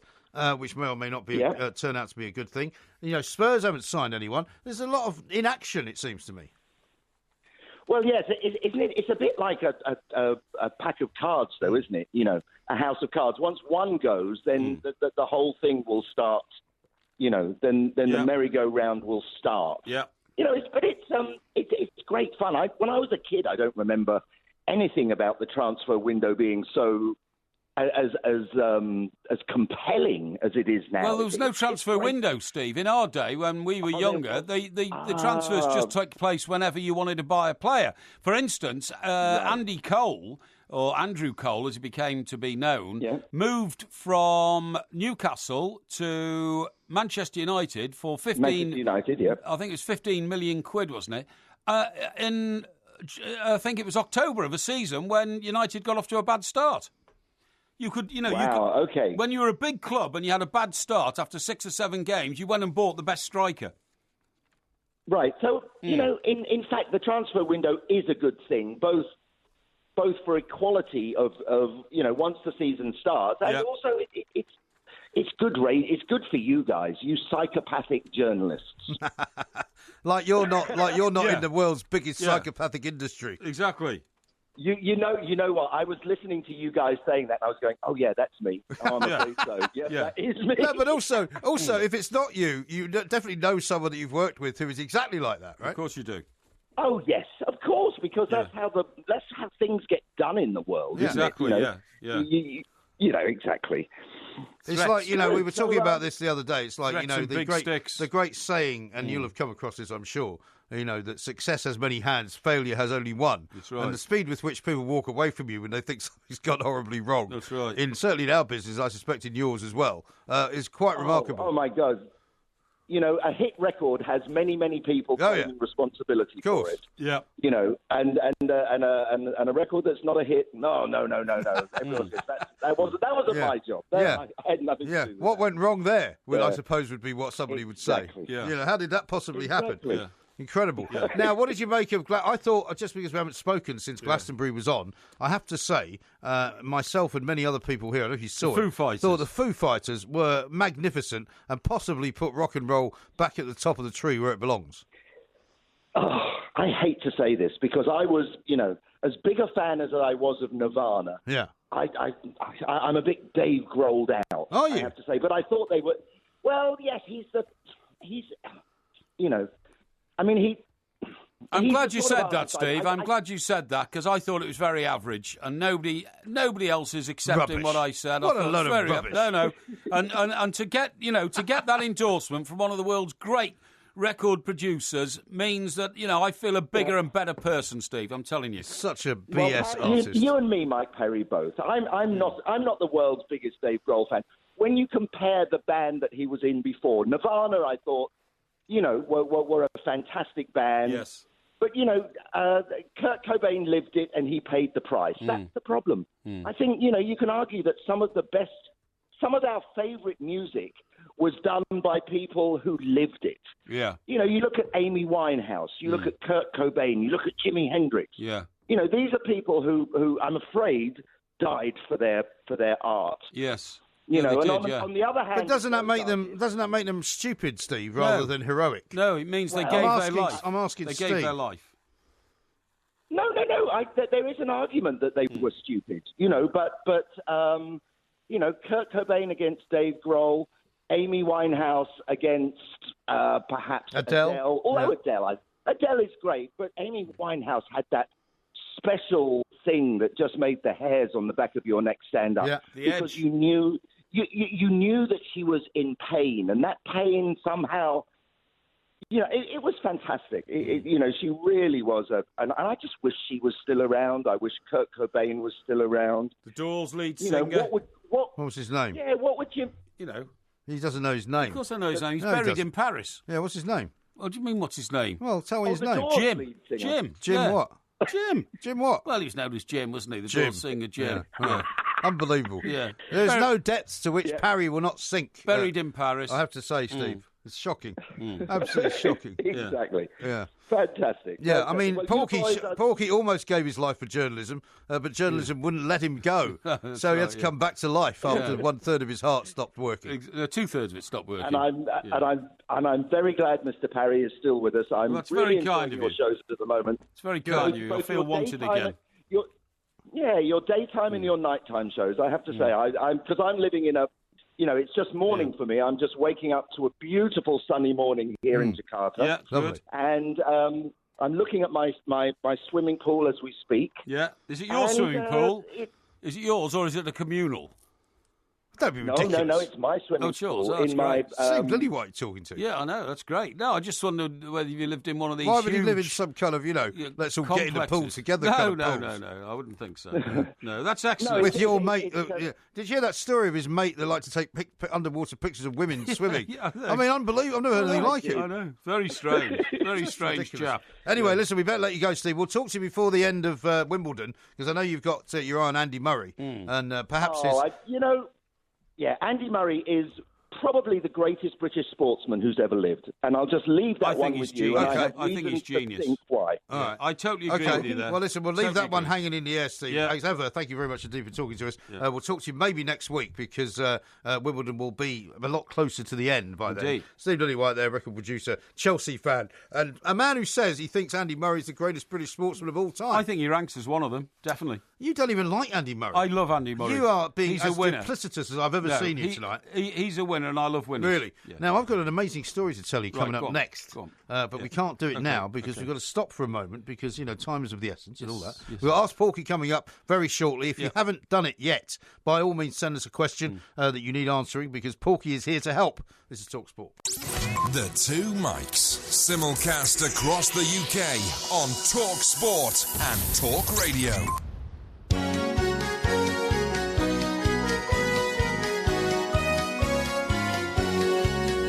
It's a world of laughter, a world of tears. It's a world of hopes and a world of fears. There's so much that we share that it's time we're aware. It's a small world after all. It's a small world after all. It's a small world after all. Hey, by the way, have you seen this fight in a Mexican jail? No. Which resulted in the deaths of 28 people. No, I haven't, no. What it's all went on kicked there? off, I'm not sure. It'll be some kind of drug gang related thing. But that song, right, the Disney song, which is slightly sickly, about It's a Small World After All. Let me read you this thing. Hang on, which film was that from? I don't know. I'm sure it's from a movie, though. Okay, yeah. It's one of those pieces of music that you know from your childhood or something like that. Our friend Mickey Brennan who lives in Costa Rica. Yes. Right? A man Distinguished who we both photographer. have many stories about. And if you listen to our On the Record podcast, where there'll be a new one out on Monday, Yep. which is available on all Android positions, platforms, and also on iTunes. He posted something on Facebook, which I thought I should bring to your attention. He lives now in Costa Rica with his Costa Rican wife. And here is what he says. Yes. All right. He says, you can't make this stuff up. It's a friend of mine from our New York City days just contacted me. His name was Barry Perry. Likewise, a Brit with East Sussex connections. He was a successful antiques dealer who set up a shop in Manhattan in the 1970s. I don't remember him, do you? I don't remember him either. No. He says, we would enjoy a crisp, dry sherry after dinner at Eamon Duran's Great Bar on 2nd and 53rd quite regularly. Yes. But after we moved to New Jersey, Barry moved to Long Island Yeah. in 2002 approximately. Yeah. In 2008, we moved again, this time to Costa Rica. A couple of years after that, Barry and his wife Jenny moved to the Algarve in Portugal. Right. Barry contacted me this morning telling me of a trip he and Jenny made on a fairly regular basis to a used bookstore run by an exiled Brit about 20 kilometres from his home. Right. This is in Portugal. This is in the Algarve. In Portugal. Yes. On their last visit, they bought 10 used paperbacks, one of which was Len Dayton's City of Gold. Right, you may know the book. Yes. You're a fan of Len Yes, Dayton. yes. As Jenny started to read the Dayton dog-eared novel, 2 airline boarding stubs fluttered from the pages. Both were mine, with my name, made on trips I'd made from New York City to Mexico City and Houston. Mickey Brennan's Well, is boarding Mickey passes Brennan's- were inside the books that she bought in Portugal. Did boarding passes have names on them in those Oh, days? yeah, of course they did. Did they? Yeah, well, they always do. You pick up any boarding pass, Yeah. and your name's on it. Yeah, right, okay. And your seat number is on it. Well, that is incredible. Isn't that incredible? An incredible coincidence. Now, he says, I remember quite clearly donating all of my books, which included The City of Gold, Yeah. to the Blairstown, New Jersey Old Folks Community Centre before leaving the United States. Right. Somehow, these books that he had donated Arrived. found their way to Portugal, In the Algarve. to where this guy who knows Mickey Brennan Yes. had bought them, and suddenly these things fell out. Isn't that incredible? It's incredible. I mean, that is probably about as coincidental a story that is... and a remarkable story that I could ever repeat. I would call that utter amazing. Indeed. No, it's amazing. It is honestly. amazing. Those things happen Yeah, like it is that. amazing. It's amazing. But And I'll I tell you thought it was what. worth telling. That it is very well worth telling. Do you not sometimes open... I don't know, maybe an old passport or something like that, and Yeah. find a board. I find boarding cards all over the place because I kept them. I always kept them. Yeah, I kept them as well. Yeah. Nowadays, I would say I don't tend to open things to find them. What I Yeah. tend to do Yeah. is, I'll find an old shoebox That's right. when I have an occasional clear out. That's right. Yeah, And I I'll go agree. through the shoebox and Yeah. go, what's in here? And there'll be all kinds of weird stuff in there. Have you kept all your passports? Yeah. Because I've got all mine. Yeah. The problem is, the last passport I've had has got hardly a stamp in it. Really? Because you don't get stamps anymore. Not in Europe, no. No, they just get scanned, don't they? Yeah. But some of my old passports have got so many stamps in them. It's, a fantastic Well, we used to have two. catalogue of- When I worked for the Express, I had 2 passports Yeah. because on one occasion I got sent to, I think, India via Kuwait. Yeah. And as you well know, if you go anywhere to some of these Arab countries, you can't go to you Israel. can't go to Israel. So, and there was a point at which I was going to go to Israel. I didn't go in the end. Yeah. But they got me 2 passports. And Yep. they said, here's one for when you go to Israel, and you keep the other one separate. I had 2 for that, but unfortunately I had the wrong one with me when I was going into Libya. When you went to Libya, yeah. and I had to eat half my passport. You had to mush it up and eat it because otherwise would have got arrested. Well, because that was Israel stamp. Yeah, I had to say. Well, you can't just tear a page out. I did. I tore. Well, did they not know that? Well, they didn't say anything They when must I got have down. done. No. They must have spotted it. Well, it had about 8 pages of stamps, right? In those Right. days, they gave you loads of pages for stamps. Yeah. And I very, very cleverly You tore just took it page out. Yeah. Yeah. And I ate it. And they didn't notice. No, they didn't notice. No, they didn't notice at all. And anyway, even if they had, they wouldn't have suspected there was anything on the page that was, erroneous. Well, or no, they anything would like have that. done because they would have gone. You must have been to Israel. Well- You've obviously got a passport page missing. Well, yeah, but how would they guess it was Israel? I mean, Because they would know that would be why you'd done it. maybe, I guess. maybe. I mean, that's if I was a Libyan Secret Service member. Yeah, that's right, I would yeah. go. Here comes a guy who's got a page missing out of his passport. Yes. And I'd say to you, why have you Well- got a page missing? I never got picked up on it, so I was quite lucky. I suppose in those days they weren't as hot on that kind of thing. No, I don't think they were, no. Now, we've been talking about the Lukaku transfer situation. Indeed. And it has involved reference to Wayne Rooney, where he's going next. Now, I've got an amazing report here, which is going to appear in the Daily Mail tomorrow morning, and it says, it's astonishing, Rooney planned to swap his £5 million home for a £20 million mansion with wine cellar and orangery. Really? Because did we not do a story ages ago on Yeah. on something that did he not build some kind of a kids' playground Yeah, he did, I think, in his old the £5 million house in his garden. Yeah, which that's was right. one of these big. It was like a Wendy house, but like a full size Wendy house. Yeah, it was. Yeah. Okay. Well, this is amazing because they're still living in the £5 million house. Yes. Apparently they've sold it, or they're going to sell it. Right. But this house is being built from scratch on a 40-acre plot, which he's bought 40 acres of land for. Yeah. And I mean, it is quite astonishing. There's pictures of it here, which shows that there's the main house complex. There's a sports sort of division with pavilions, swimming pools, plunge pool, underground steam room, a wine cellar, a cinema room with 10 seats, a private lift to higher levels in the house, pool, snooker room with a bar, underground gym with 2 changing rooms, indoor 12-metre pool with seating area. It's astonishing. Yeah. What is an orangery? An orangery is a place where you would, technically grow oranges, but it's like a conservatory. That's right. Where you might put a few sort of orange trees in. Yeah, I see. But it's more of, it's really a conservatory. Yeah, okay. With a few plants. Well, they've got an orangery on either side. If you think of the White House, East Wing and West Wing, yes, that's what they've got. Okay. Yeah, okay. They've got a huge entrance hall. There's 6 bedrooms. Do you think they've got to the point in their lives, and I don't wish to make it too personal, Yeah. where they're just kind of moseying along? They're both kind of individuals. Yeah. They've got a nice family, but their kids are now growing up. I mean, what's their youngest now? Probably about 10, 12? No. The youngest is 3. I think. Is that all? Yeah, I think so. Yeah. Oh, okay. No. So they've still got quite young kids then? Yeah, sorry. The Rooneys, who have 3 children, Kai 7, 4-year-old Clay, and 16-month-old Kit. Blimey. Yeah. You Absolutely. see, I just assumed, Yeah. I suppose wrongly, I don't know why I assumed this, that kids were a lot older. Yeah. This is not their first redevelopment project. Their present home is on a 20-acre plot they bought before knocking down the existing property and replacing it with a building of their own design, which has 2 wings and has been dubbed Wayne's World. 31-year-old striker is one of the Premier League's highest ever paid players. Yeah. Well, look, I can only say good luck to them. If you're successful in life and But you what want sort of a house can you get in the Cheshire countryside? I'm not putting Cheshire countryside down because it's quite an expensive part of the world. It is very expensive. But for how much? 12 million, did you say? 25 million? No, this is 20. 20 million quid. I mean, that's some house. I don't care where you are. Well, yeah, but they bought 40 acres of land before they built it, so that's why it's costing 20 million. Right. I know some very expensive houses in Hale Barnes and places like that, Altrincham round there, which all the footballers live in. It's enormous wealth because, of course, they've got 3 or 4 very successful Premier League clubs within a 30-mile radius. Right. But I think it's fantastic. Once finished, the 3-storey mansion deep in the Cheshire countryside will boast an incredible array of facilities, including the Orangery Bar, TV room, snooker room, cinema, wine cellar.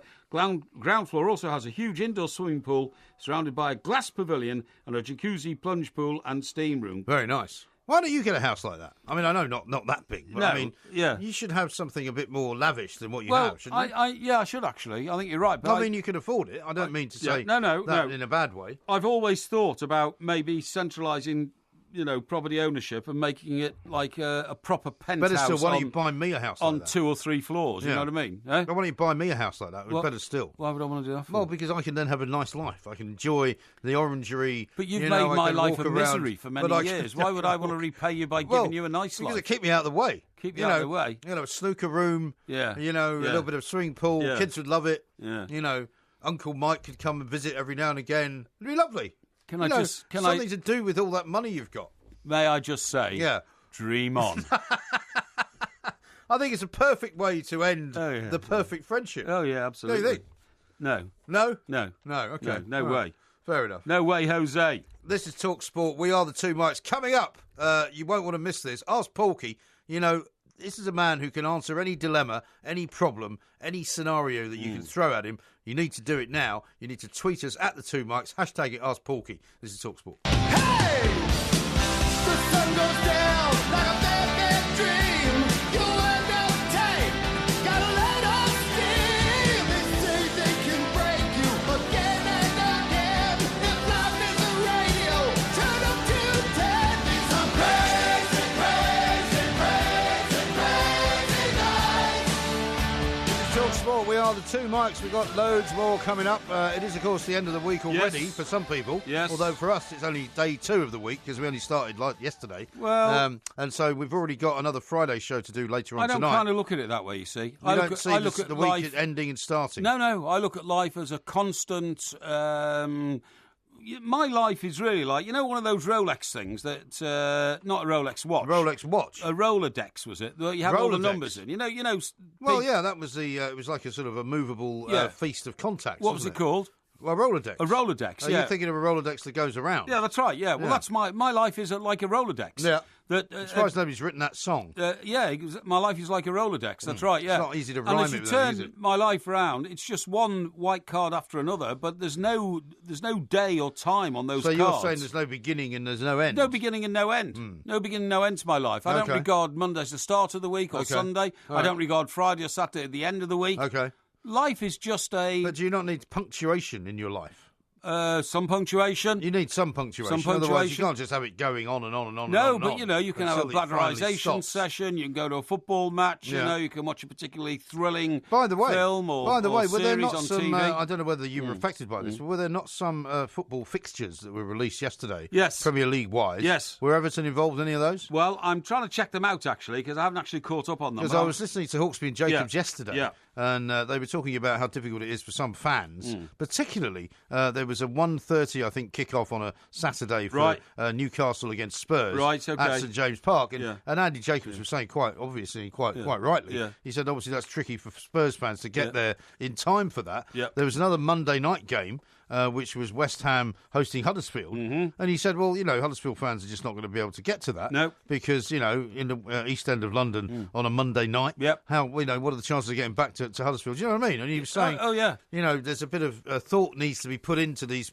sort of fixtures or the rescheduling of some of these fixtures to get moved around. Indeed. Now, I saw them listed somewhere and I'm just seeking them now. But one thing I can tell you is I got in touch with Chelsea for the Chelsea-Everton game, which is on August the 26th, which is a Saturday. Is that so? That would be, what, the third week of the season? Third week of the season, third game. Chelsea away, right? Yes. So what happens is I do the deal over the phone. I said, thank you very much indeed. And I have taken some very expensive seats. Have you? Because did you get one for me? Well, if you want to come, that is a possibility. Really? But you normally reject my offers of That's not hospitality true. of football. That's not true. Well, I don't reject your offers of hospitality. It's just that I have a limited amount of time that I can spend with my children. Yes. And I quite like to spend my time with them. Well, if you prefer spending time with your children instead of spending time with me, it's up to you. Well, I do. They're my flesh and blood. Why wouldn't I? Are they? Yeah, okay, yeah. Well, of course they're my flesh and blood. What do you mean by that? Well, if you think flesh and blood's that important, that's fine. Well, it is to me. But your children, it is to me. You couldn't go and earn, a few grand a month with your children, but you can with me. Just put it that way, okay? Yeah, but that's why when I'm earning money with you, that's very nice and that's good. work. But when I need to spend time with the children that I love, so as far as you're concerned, right, you wouldn't spend any time with your. That's why you don't spend any time with your mother because it doesn't make any money for you. No, is that what you're telling me? No, don't be you only ridiculous. want to spend money with people. You only want to spend time with people who make money. No, that's not at That's all. a shocking way to look at it. No, you just use me to enhance your business career and then just cast me aside. When you feel that No, that's not true. But what I don't want to do is spend every single waking moment of the day with you. I see. Because then I get irritable. I see. Listen, just before we go on, because I don't want to forget to do this. Niall is listening from San Francisco. Oh, yeah. One of my favourite cities in the world. We'll come to that in a minute. So I buy these tickets for Chelsea, right? And, of course, it's scheduled at 3 o'clock on Saturday. Yes. And I'm thinking, well, we have the Saturday warm-up. That finishes at... what time does that finish? Well, 1 o'clock. It'll be 1 o'clock, I think, in the football In the old season. days, it finishes at 1, So I'm thinking, well, that's great. I might even get one of those, motorcycle taxis. That was great. It was great. I have to say. To get me over there. Mind you, if you finish here at 1 and the kick-off's at 3, you can get to Stamford Bridge by regular means. The only thing is that the package I've bought includes 4-course lunch before the game, you see. Yeah, absolutely, yeah. Very nice. It's called the Silver Service, Is actually, yeah. Well, so who are you planning to take to this, then? Well, I haven't worked that out yet, I'm working that out.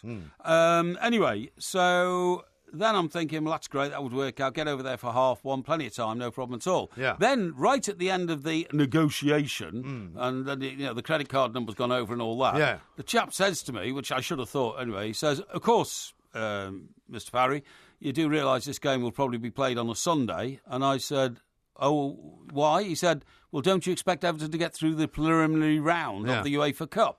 I said, yes, of course I do. He said, well, they'll be playing on the previous Thursday. I said, right, OK, thank you very much indeed. So now it looks like the game's going to be on Sunday. Now, that's in August, so we're not quite sure what we're going to be doing in August yet. No. So that In fact, I might be away. On holiday? On August 26th? Maybe, yeah. Could be, yeah. It's possible. Yeah. I haven't worked that out yet. So, you see, that's the sort of things you have to take into consideration. You do. Well, this is the trouble when you have a life which is a movable feast. It could be, quite seriously, I might not be able to make the game. We might have responsibilities here. And now, in that situation, would you be able to give those tickets back, or are you lumbered with them? No, I'm not lumbered at all. I would make sure that somebody who, would take great pleasure out of going would use them. But could you put them back into the pot, as it were, and say to them, look, I'm terribly sorry, I'm now not able to make this particular fixture? I think the deal would be, if you can resell them, then resell them, please. But if you can't, then you have to foot the cost. But I'd make sure somebody used them. I mean, I'd like somebody to use them. Yeah. It's a great way to go and see a football match. So, I would make sure somebody who deserves the benefit of such an arrangement to go to them. Yes, one of them, your many admirers, perhaps, here at TalkSport. Well, who knows? Yeah. But the point I'm making is that, yes, you are taking your life in your hands, making arrangements to go to football games at the start of the... in fact, here we go. Live matches in August, which have been changed, right? I found it. Right, August the 11th, Arsenal versus Leicester City, 7:45 p.m. Right. So that's quite a journey, isn't it? August the 11th? For the Leicester City fans, yeah. And that's what sort of date? What? Do I need to look up what date that is? Right, August the 11th. Eh? No, August the 11th is August the 11th. No, I know, but I mean, what day is it? What day of the week? It's a Friday. It's a Friday. Yeah. Oh, so 7:45 on a Friday. Well, I tell you what, that's the kick-off. Not the opening game. Yeah, Top Flight Football in England will start on a Friday for the first time after Arsenal's home match against Leicester City was announced as the opening televised offering, okay? Yeah, okay. The 2017-18 Premier League season. Sky Sports will show the game on August the 11th among their quartet of live fixtures on the first weekend of the campaign. Yes. BT Sport will screen Brighton and Hove Albion's first top division game since '83. A home meeting with Manchester City the following day. That's a good game. Now, Chelsea's match against Burnley will not be televised. The first time that any champions have not been shown live on the opening weekend of the season. Bizarre. Since 2003. And why is that then? I don't know. Watford's meeting with Liverpool will be shown on August the 12th. Yes. Which is, of course, That's a Saturday. Yeah. And on the first Sunday, Sky will televise Newcastle United's return to the Premier League against Tottenham Hotspur. Well, this is the one that's at 1:30, I think, isn't it? Yeah, that's right. And Manchester United versus West Ham United will be 4 o'clock, I suppose. Yes. Yeah. And does that mean then the Monday is the 14th game between West Ham and Huddersfield? Is that in there? The Monday, is that? Well, I heard Paul Hawksby and Andy Jacobs talking about it, saying that, the Monday night game is Huddersfield coming to West Ham, which would make it very hard for Huddersfield fans to get down to the game. It's not the same weekend because Manchester United v West Ham is the game. The next 2 weekends will feature live coverage of Big Six meetings, Tottenham Hotspur versus Chelsea on August 20th, and Liverpool versus Arsenal on August 27th. But for instance, if we've got ambitions to go and see Manchester City versus Everton, which we may because we have a tie-up with sponsors there. Yes. Right? Yes. That is now on August 21 at 8 o'clock. That's a Monday. Is that Monday night at 8 o'clock? That's a Monday night, yeah. Well, there you go. Yeah. So, well, depending on what scenario we are working, we may or may not be able to go. Well, exactly. Or we may be able to go and perhaps do a show from there the next day. Indeed. So that's all very interesting. We shall see. Yes. Now, I've got another announcement from Joe, who says, any chance of a happy birthday shout-out from you and Porky, because I turned 30 on the 7th of July. Right, OK. Well, I want to say, Joe... 7th of July, which is, of course, right now, Friday. That's right. Well, have a very happy birthday, mate. I hope your day's going well and have a long and fruitful life. I'm feeling a bit guilty here because I saw one to a young 15-year-old chap. Did you? Which I think his parents have sent in. So can we find that one, please? Well, we can if it's been sent into the two mics. Darryl says he's having a 4-hour delay at Orlando Airport, but it's all been made very, very comfortable because he's listening to us. So he says it's not all bad. I see. Now, we need to find this one for the 15-year-old chap because I'd like... Well, anyway, listen. We can have a look for it, but it's best not to look for it while we're actually on the air. No, you're absolutely right. It sounds amateurish. Yeah, it's amateurish. But, well, it's not amateurish in my case because I care about my listeners. Yeah, but when you're stumbling around looking for something you can't find... I call them my flock. It sounds ridiculous. My flock are, precious to me. Your flock are indeed many strangely numbered people. Yes. Anyway, we've got Ask Porky coming up very shortly. Loads more of your tweets as well, of course, at The Two Mics. This is TalkSport. The Two Mics, simulcast across the UK on TalkSport and Talk Radio.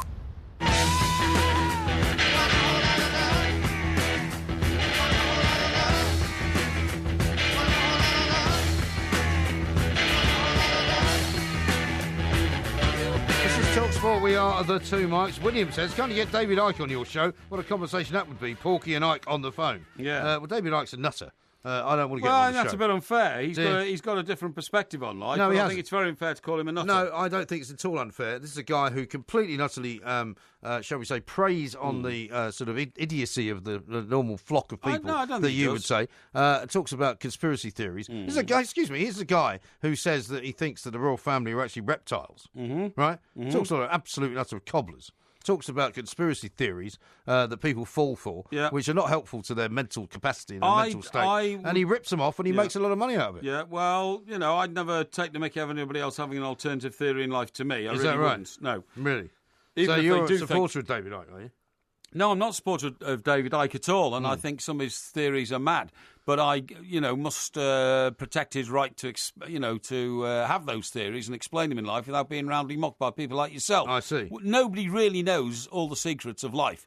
We can't possibly. Yeah, well, I can tell you that... that... if we did, we'd know where we all went when we died, and well, we don't. I can tell you that, that his theories of life are not at all anywhere near reality. Well, you say that. Well, but I don't think the Queen's a reptile, do you? No, of course the Queen's Do you think a Prince reptile. Charles a reptile? No, I don't. Well, then he's talking absolute rubbish then, isn't he? Yeah, but he's got the right to expand those views if he wants, and that's all I'm saying is, I protect democracy and the right of freedom of the individual to have free speech. It's simple as that. Well, I'm very Something happy that which a lot of other people, by the way, would take away from us. For instance... I'm not taking away his right to free speech. I'm saying that, the guy's bonkers, but he's not. He's actually rather cleverly bonkers because what he does is he manages to remove quite large amounts of money from people. Yes. And he makes a very good living out of it. If people are daft enough to give him money, that's up to them. Indeed. Can I say to you that when I say about free speech and all that, don't you think it's outrageous that a statue that was to be built to Mrs. Thatcher, right, who many people admire enormously, but an equal number of people really hate because she turned this country's economy around through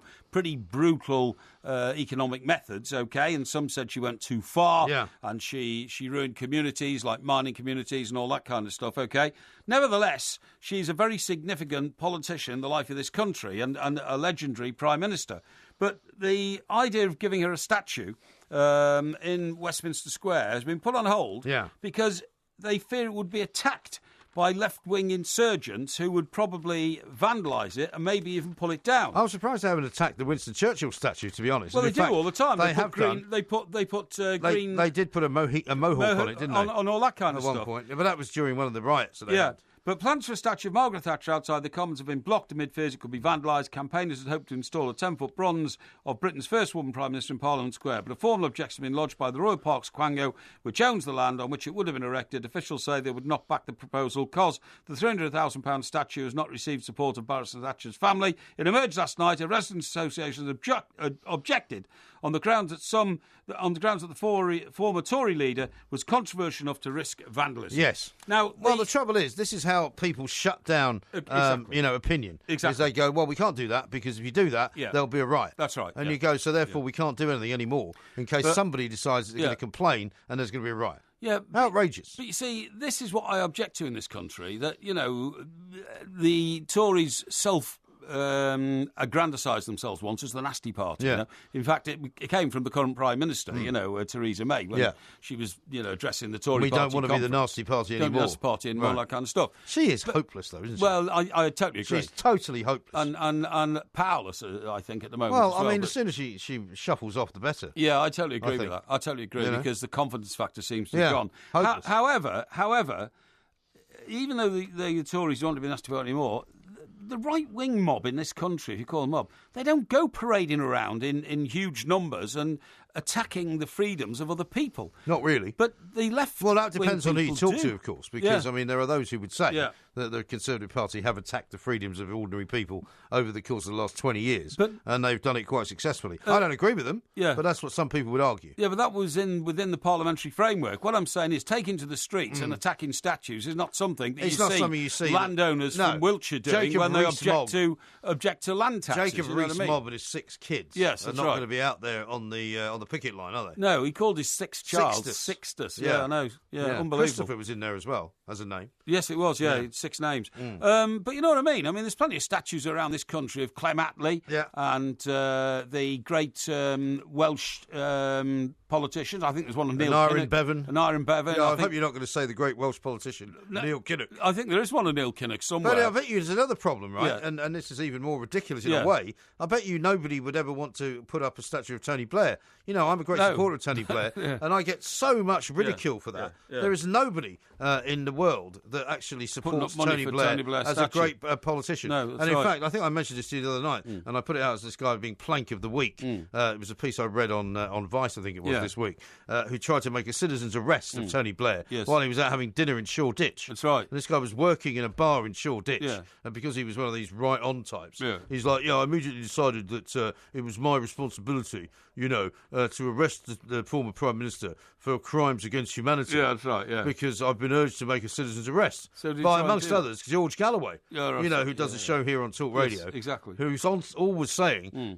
urging you to go out and make a citizen's arrest of Tony Blair, who is responsible for the deaths of millions of people. Yes. And who should be held accountable. And I do not admire his indefatigability. No, indeed. Yes. So this guy, right, who's serving behind the bar in this restaurant, which is called the Tram Shed, bizarrely, like the place we played in Cardiff. Yeah.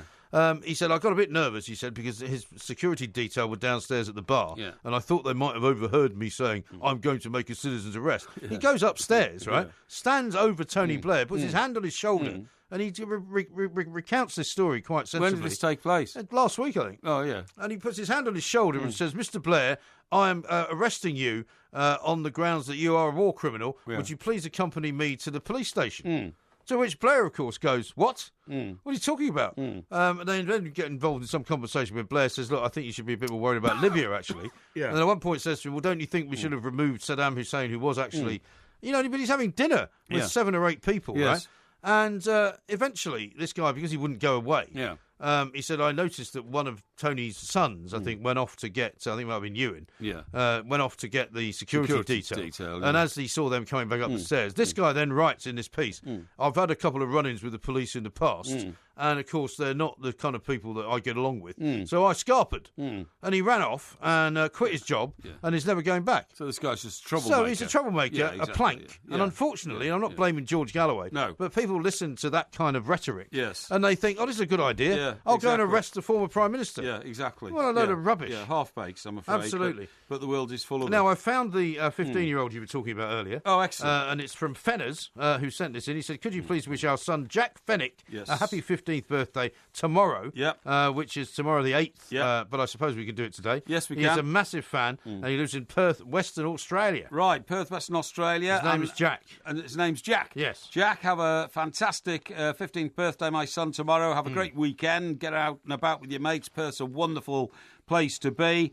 Try not to do what Porky did when he was 15, which is to illegally drink and go in search of nefarious activity in the barn amongst the hay bales. And by the way, when you get down there on the front at Perth and the Fremantle doctor hits you, intoxicating as it will be, intoxicating. I've just been hit by the Fremantle doctor, mate.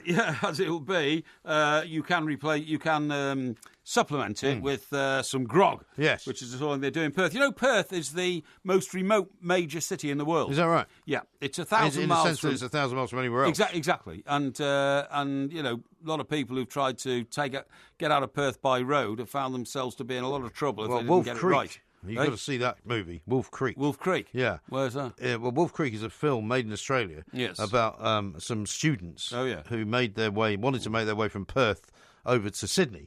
And so they had to drive all the way across Northern Territory. That's right. And some terrible things happened to them. Not in the Northern Territory, actually, because you're going south to Sydney, so it'd be through Western Australia to start off with, and then Queensland and all that. Well, no, because I think they have to drive across the middle bit. Oh, I see. Right, OK. Well, the Northern Territory is incredibly hot and dry. Yeah, it is. They pass a very famous meteor site. Oh, I see. Which is a place where people go. Yeah. But they tend not to keep going. They tend to go there and then go back to Perth. I see, yeah. But they go there and their car breaks down. Right. And they get rescued by this farmer, local farmer, who you think to all intents and purposes is a good Samaritan. Yes. But turns out he's not a good Samaritan. No, I see.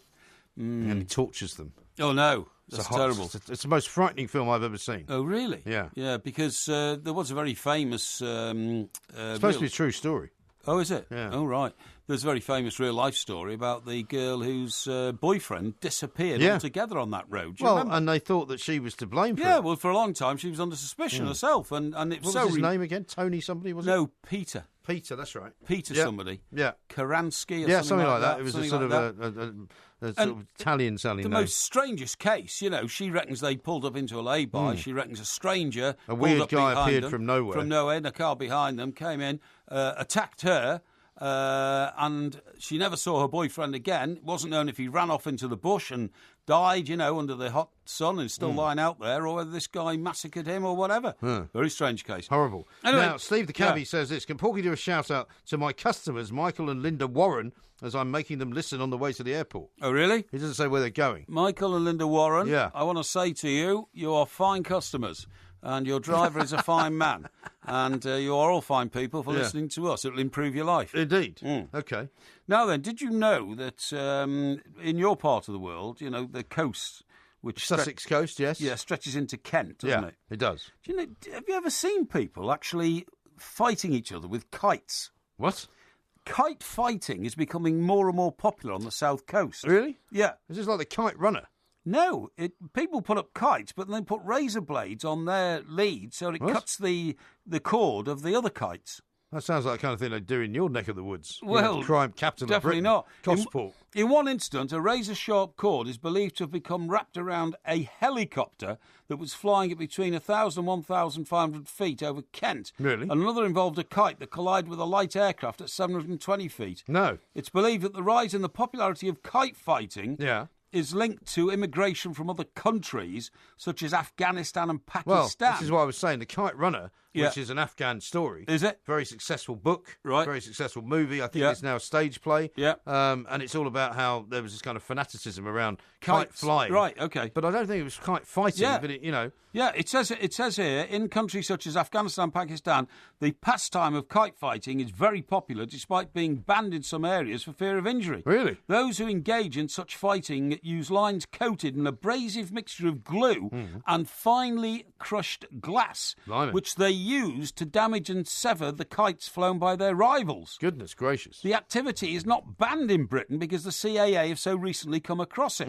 But they are now writing to kite clubs to remind them of the dangers. Right. Isn't that amazing? That is amazing. Yeah. By the way, I meant to mention to you, and I'm surprised you haven't claimed it first. Yes. That you would have seen earlier on this week that they had to shut down Gatwick Airport. Well, because of of the the drone. drones. Yeah. Which you warned about. Yes. I would have to say, in fairness to you, Yes. about 2 or 3 years ago. Right, so 2 or 3 years ago, I don't want you to turn this hang into on, a big hang long on, story. hang on. Because we haven't got any time. I warned about giving- drones. I'm giving you a Yeah. big up here. Thank you. I warned Right? about drones, and it's happened. Yes. A year ago, I warned about the shortage of butter, Yeah, and but it's don't get happened. carried away. No, When it has you- not happened. When are you going to learn? No. When are you going to learn? No. The shortage of butter has not happened. It has happened. No, It is hasn't. happening. When- There will be no butter on our shelves this time next week. I've got loads of butter in my fridge. Right? Well, you've been stockpiling I have it. not. Yes, you have, No, I because you haven't. know it's going to be No, shortages. that's not true. I was in a supermarket yesterday and there was plenty of butter.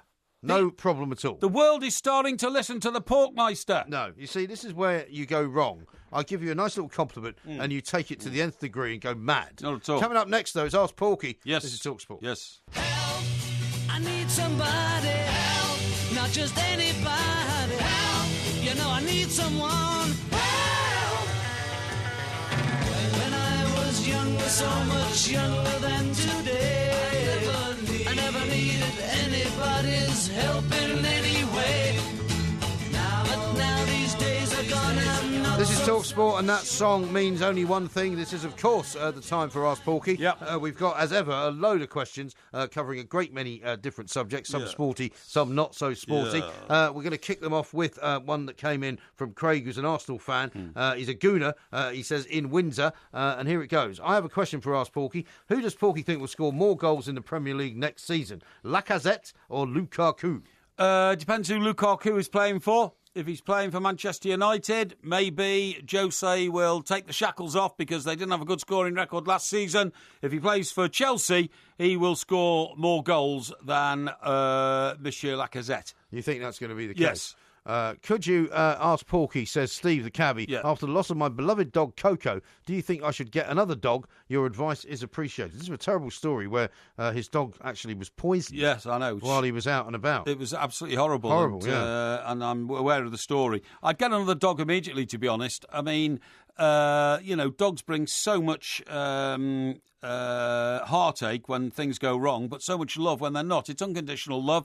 Losing a dog is a terrible thing. You always think you can't replace it, but I can assure you, from people I've spoken to in the past, the minute you see your new little puppy or new little dog, your heart will, melt, and you'll get over. You'll never forget your previous dog, but you will get over the grief. Absolutely right. Here's one from Harry who says, any advice for my wedding next month, and in particular giving my speech? He would obviously be the groom. Yeah. Well, the thing is, I hope you take it very seriously, because it's a big move in any man's life to betroth, and it's the start of a very new chapter in your life, and one that will determine the shape and the fashion of the rest of your life. Whether it works or not, it's going to fashion the rest of your life. So, as for the speech, what I would do is, I would be absolutely genuine. Don't try and be funny. Don't try and, be smart. Don't try and, a few tricks. Just be genuinely honest about how you're feeling on the day, about the build-up to the wedding, about what you expect to happen next, and about how much you adore and revere the person that you get married to, and how you're going to make a great life of it. Christopher says this along a similar vein. He said, I'm taking my wife to London for our 10-year anniversary. Any ideas on something special to do before horizontal refreshments? Well, we can't get into horizontal refreshments. That's getting a bit personal. It's a family show. Yeah, it's a family show. I would say do that first, to be honest. I would say do it. And then you can do whatever you like afterwards. I would say do it first and do it often if it's a 10-year anniversary, to be honest, but you don't need that advice from me. But as for where you go in London, I don't know where to start, because I don't know what your interests are, but there's so much to do in London, you will have a great time. I mean, personally, I think that a weekend goes well, providing there is plenty of dining and bladderation. Indeed. Because that's what makes the wheels go round. Yeah. So I'd advise you to go to Covent Garden, where there are such a number of great restaurants. You'll find something there. And then if you want to sort of branch out and get a bit more modern, get over to Canary Wharf, which again is a hotbed of food and drink. OK. Richard says this on Facebook. Why isn't there any sports channels on FM? They're all on rubbishy medium wave. My company vehicle doesn't have digital radio. Yeah. Coverage is garbage down Nottingham Derby way. Yeah, OK. Well, in Nottingham Derby, they've got to learn to come into the 21st century. So I'd get yourself a better radio instead of slagging off the radio channels that you listen to.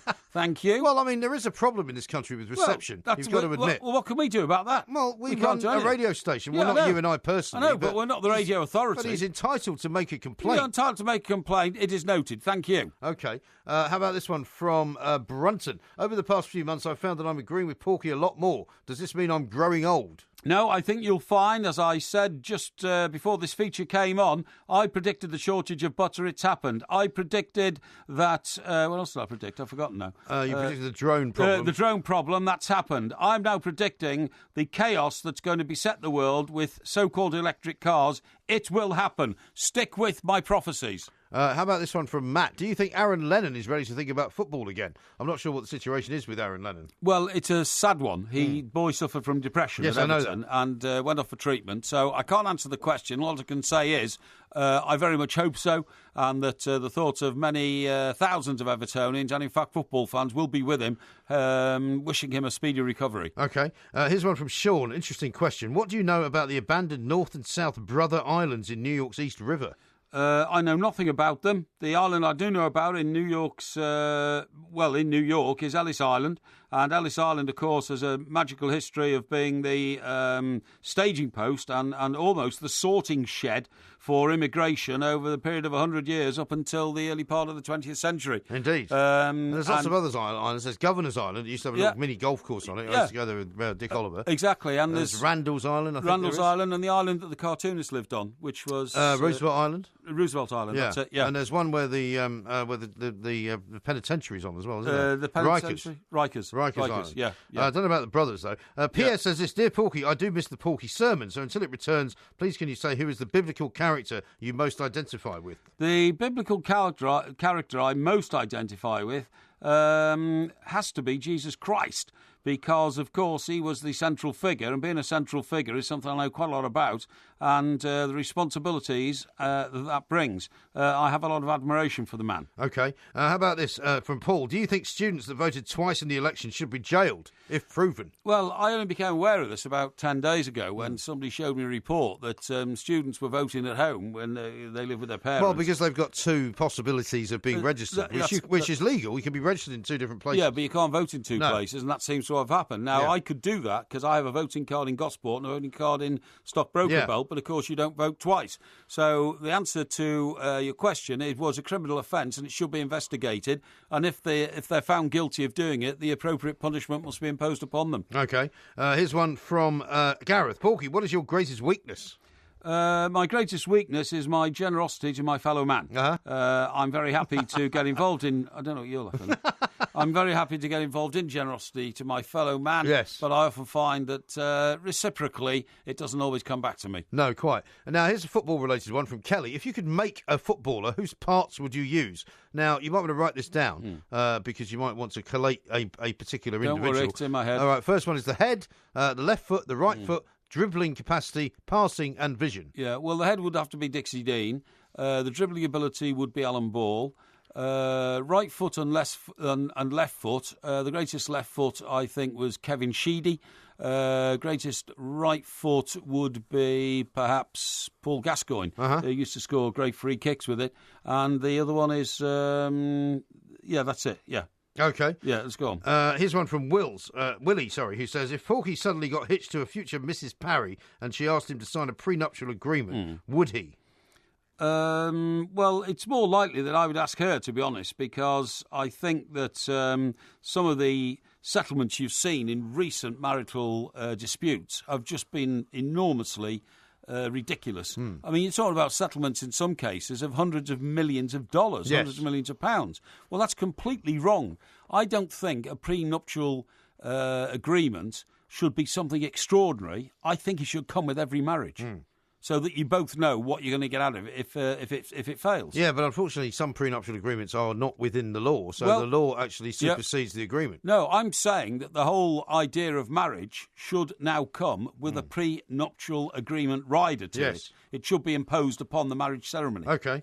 Ali says this, a bit more practical problem. We're having a problem with birds pooing over our patio furniture. Yeah. Shall we invest in some of those fake eagles scaring things for the rooftop, or just embrace the beauty and tranquility our feathered friends bring to our hectic lives? Well, birds can be nice, but they can be a nuisance. And if they're fouling, furniture, all that kind of stuff, make sure the furniture's covered up in the first place, because you can't stop birds doing it. But I would start thinking about trying to get them to go and, do their business elsewhere. OK. Yes. How about this one from Dazza, who says, what's worse, leaving the toilet seat up or clipping your toenails and leaving them on the floor? I don't really like getting into these lavatorial type discussions. It's well, it's a question that he and his missus are having a problem with, because obviously he's guilty of one thing, which you can imagine. She's guilty of the other. I would say they're both rather unpleasant. Work on it. Martin says, Porky, have you ever been beaten in a fight? Have I ever been beaten in a fight? No, I don't think I ever have. I had my Butlins Cup. I had my fight when I was 18 at school, and I knocked a big, tall chap called Martin Hazel out of the ring.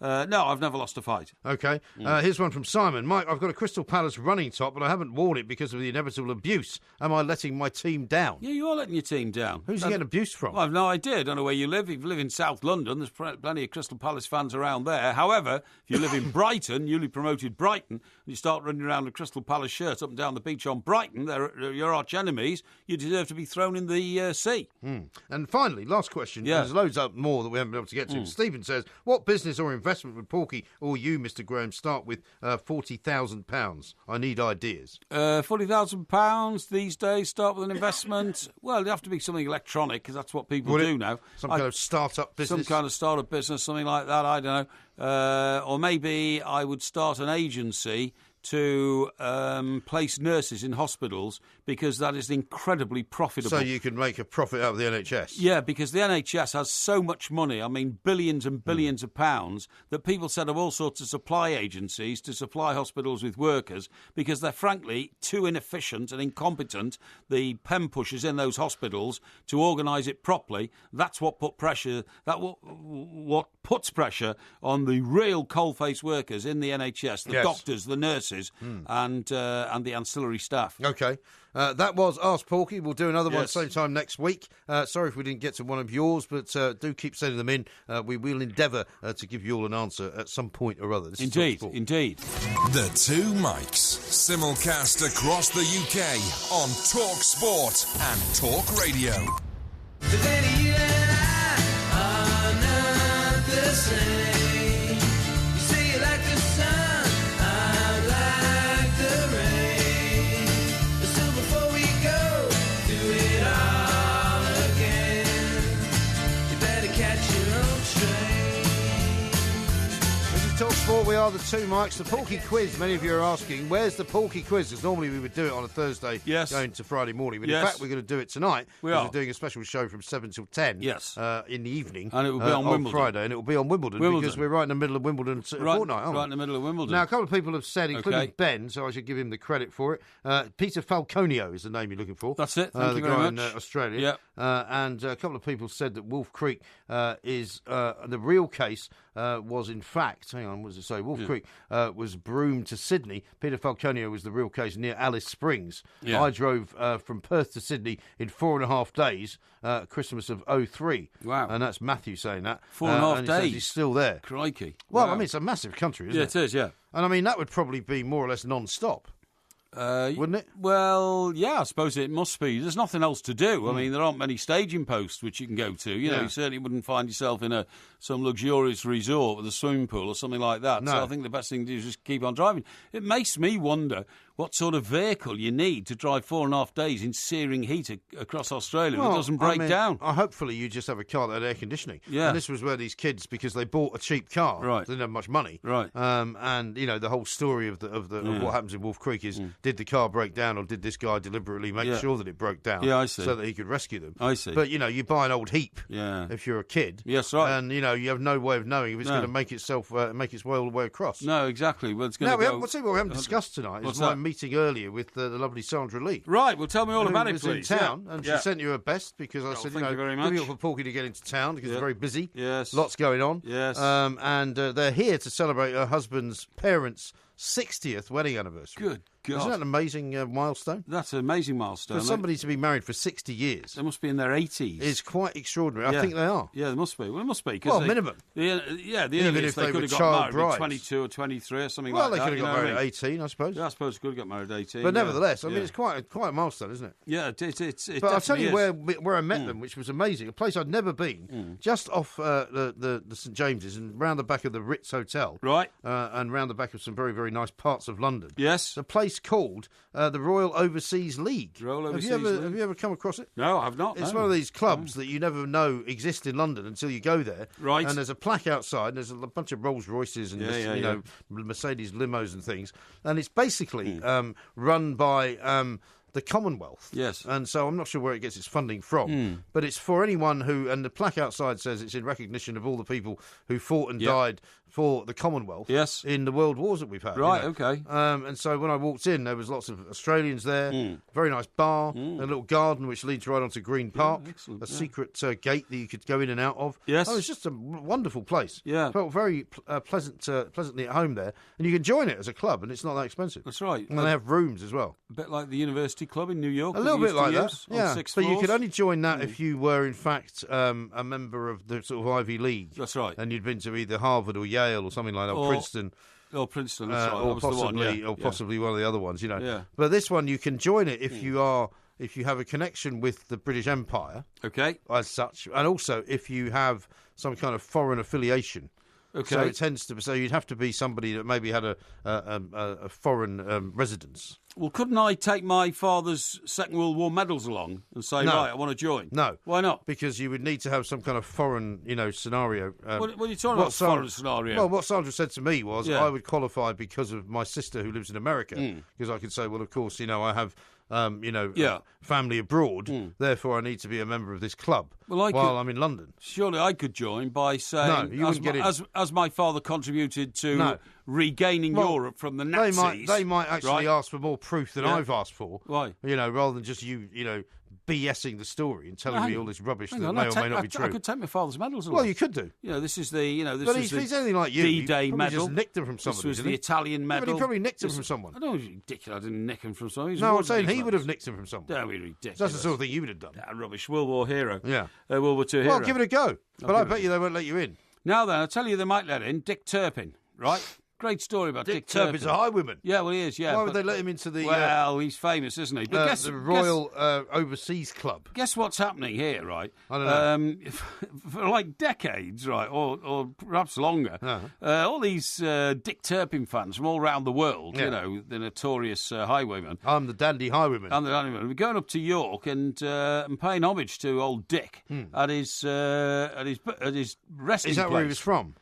Was he from Yorkshire? Well, no, he was from somewhere on the road from London to York, but he was actually hanged on the Knavemire, which is the racing course in York. Oh, right, okay. York Racecourse has a... I think you mentioned this in the past. Yeah, it has the Knavemire, and in fact what happened was, when he was finally captured and he was sentenced to death, they were leading him to the gallows, and so you have to go up the stairs to get on the gallows. Yeah. And guess what he did? Yeah. He said, "This is not for me." And he jumped off the gallows and hanged himself. Right. He grabbed the rope, put it around his neck, and just jumped off. Jumped off. Yes, so it didn't become a ceremony. It's a very unpleasant end, isn't Well, it is. But anyway, so they go and bury him along there. Anyway, what they've just discovered is that it's very unlikely that Dick Turpin's body is actually in the grave that all these people go to. Right. It says that... So what, they're going there in error? Well, they're going there because some con man about, a few years ago put up a tombstone which says John Palmer, otherwise known as Richard Turpin, otherwise known as Dick Turpin, notorious highwayman, is buried on this spot. But in fact, he's not. But what does he get out of it, this guy? Well, people pay for things around, like mementos and all that kind of stuff. Oh, so he's Turpin. actually got like a stall or something. Yeah. That's not good. It says it's unlikely that Turpin is buried next to the headstone in St George's graveyard bearing his name. Turpin was convicted of horse theft. That's why they got him on in the end. They couldn't prove he was a highwayman until after his death. Right. And hanged in York in 1739. James Sharp, Professor Emeritus of Early Modern History at the University of York, said Turpin was given a pauper's burial, and he could find no record whatsoever of any other criminal being given an expensive headstone. A memoir by Margaret Mann Phillips told how she could find no marked grave for the highwayman in the cemetery as far back as 1918. See, I'm not a big person for visiting graves and Neither am I. cemeteries. I mean, I couldn't care less if Dick Turpin was buried there across the road. I wouldn't bother going to see it. Would you go to Jim Morrison's Not really. grave? No, I mean, not specifically for the Paris I mean, if graveyard. I kind of was walking around Paris and somebody said, "Oh, that's the cemetery where Jim Morrison's grave is," right, yeah. I might go and have a look. Yeah. But I would not travel all the way to Paris to look at it. I went to Eva Peron's ceremony, cemetery burial place in Buenos Aires. Buenos Aires? Buenos Aires. Did you look for Eva Peron? Eva Peron, yeah. Yeah. So I just said. Did you? What? What? I've just said to you, I went to Eva Peron's grave. I didn't hear that bit. No, I just I heard went to Buenos Eva Aires. Peron's grave, in Buenos Aires. And it's buried beneath 50 feet of concrete. Right. Because it was originally stolen and taken to Spain, and they had to steal it back and bring it back, and now they've put it in a mausoleum where they'll never See, get I it think out it's all again. a bit weird. I mean, I'm not that interested in having a gravestone, are you? Yes. I mean, why? To record what I've done in the world while I was here. Why does that matter to you? It matters because I made a difference. Did you? Yeah. To who? Well, to yourself. Well, yes, but I mean to. A lot of what I'm people, saying is that why do you need? I mean, I know that there might be people who are members of your family who may wish to visit your grave. Yes. But to be honest, I'm not that bothered. No, I don't want anyone to visit my grave. I mean, once I'm gone, I'm gone. Yeah, I suppose you're right. Can I just finish this, please? A letter to the Times, in 1939, as far back as 1939, said, "There is no memorial to Turpin in the city." Professor Sharp said, "My assumption is he's here somewhere in this graveyard. We don't exactly know where, But I think people are being misled to pay homage to the gravestone which stands where it does. Well, I'd say that it's absolutely shame on anyone who's purporting to suggest that this is the grave, and particularly if they're making money from it. They have a bloke who leans on the gravestone, you see, dressed like Dick Turpin. Well, that's just ridiculous. It's all part of the circus, ridiculous. you see what I mean? I remember when I was growing up, there's quite a couple of quite famous graveyards around Hampstead. There's Highgate Cemetery, of course. Well, there's Karl Marx buried Karl in there, Marx isn't is. it? Have you been in there? No. Have you not seen the Karl Marx head? No. What would I want to see that for? Well, because it's quite a famous, sort of iconic thing to see, I mean, which I saw when I was a kid. Because of... But also, do you know who's buried in a very small graveyard in Hampstead by the parish church in Church Row? Is Rex Harrison. Oh, is he? Yeah. Rex Harrison. And his wife, Kay. His wife, Kay. Yeah. Both of them. Yeah, both there. Right. And I think there's a couple of other people who are quite well known in that particular part. But I think Peter Cook might be buried there now as well.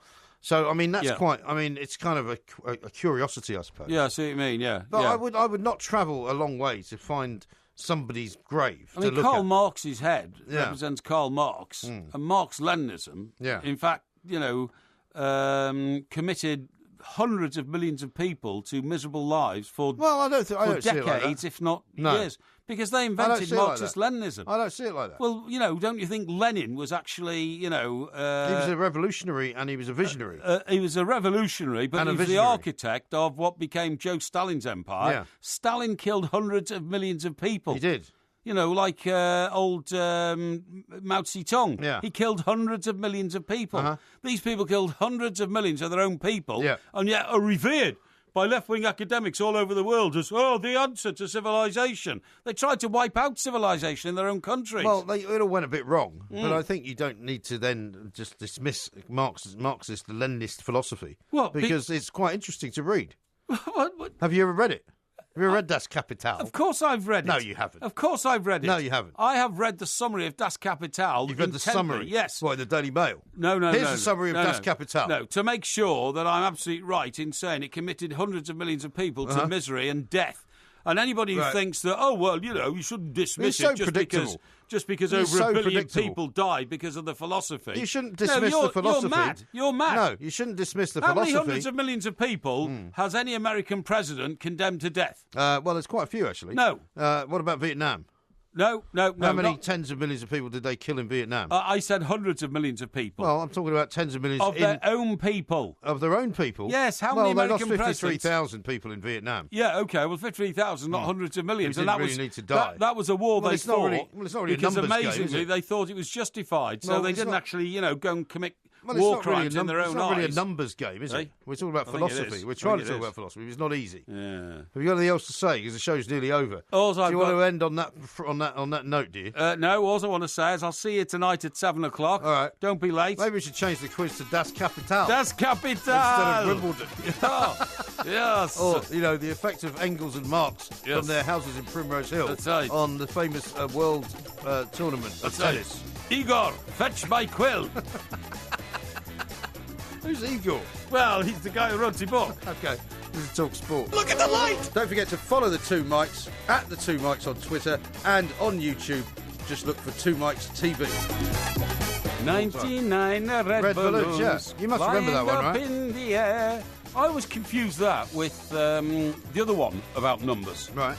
There are 9 million bicycles in New York. No, it's Beijing, actually. In Beijing, that's right. Yeah, sorry. Is that not 9 million in New York? No, that's right. I meant Beijing. You just confused me. I was looking at your face. Beijing and New York. No, I was looking at your face and I was reading New York. Really?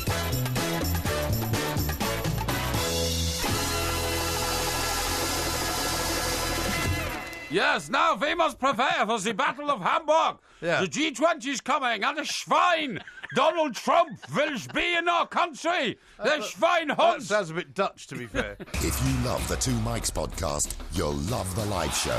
Weekday overnights from 1am on DAB Digital Radio and 1089 and 1053 AM and via the TalkSport app. TalkSport, your Premier League station with exclusive commentaries every weekend. What an absolute corker! TalkSport. Well, if you have a robot, why don't you have a sex robot? Well, I wouldn't have any robot, thanks. Really? Why not? I wouldn't let robots in my house. Really? They might take over.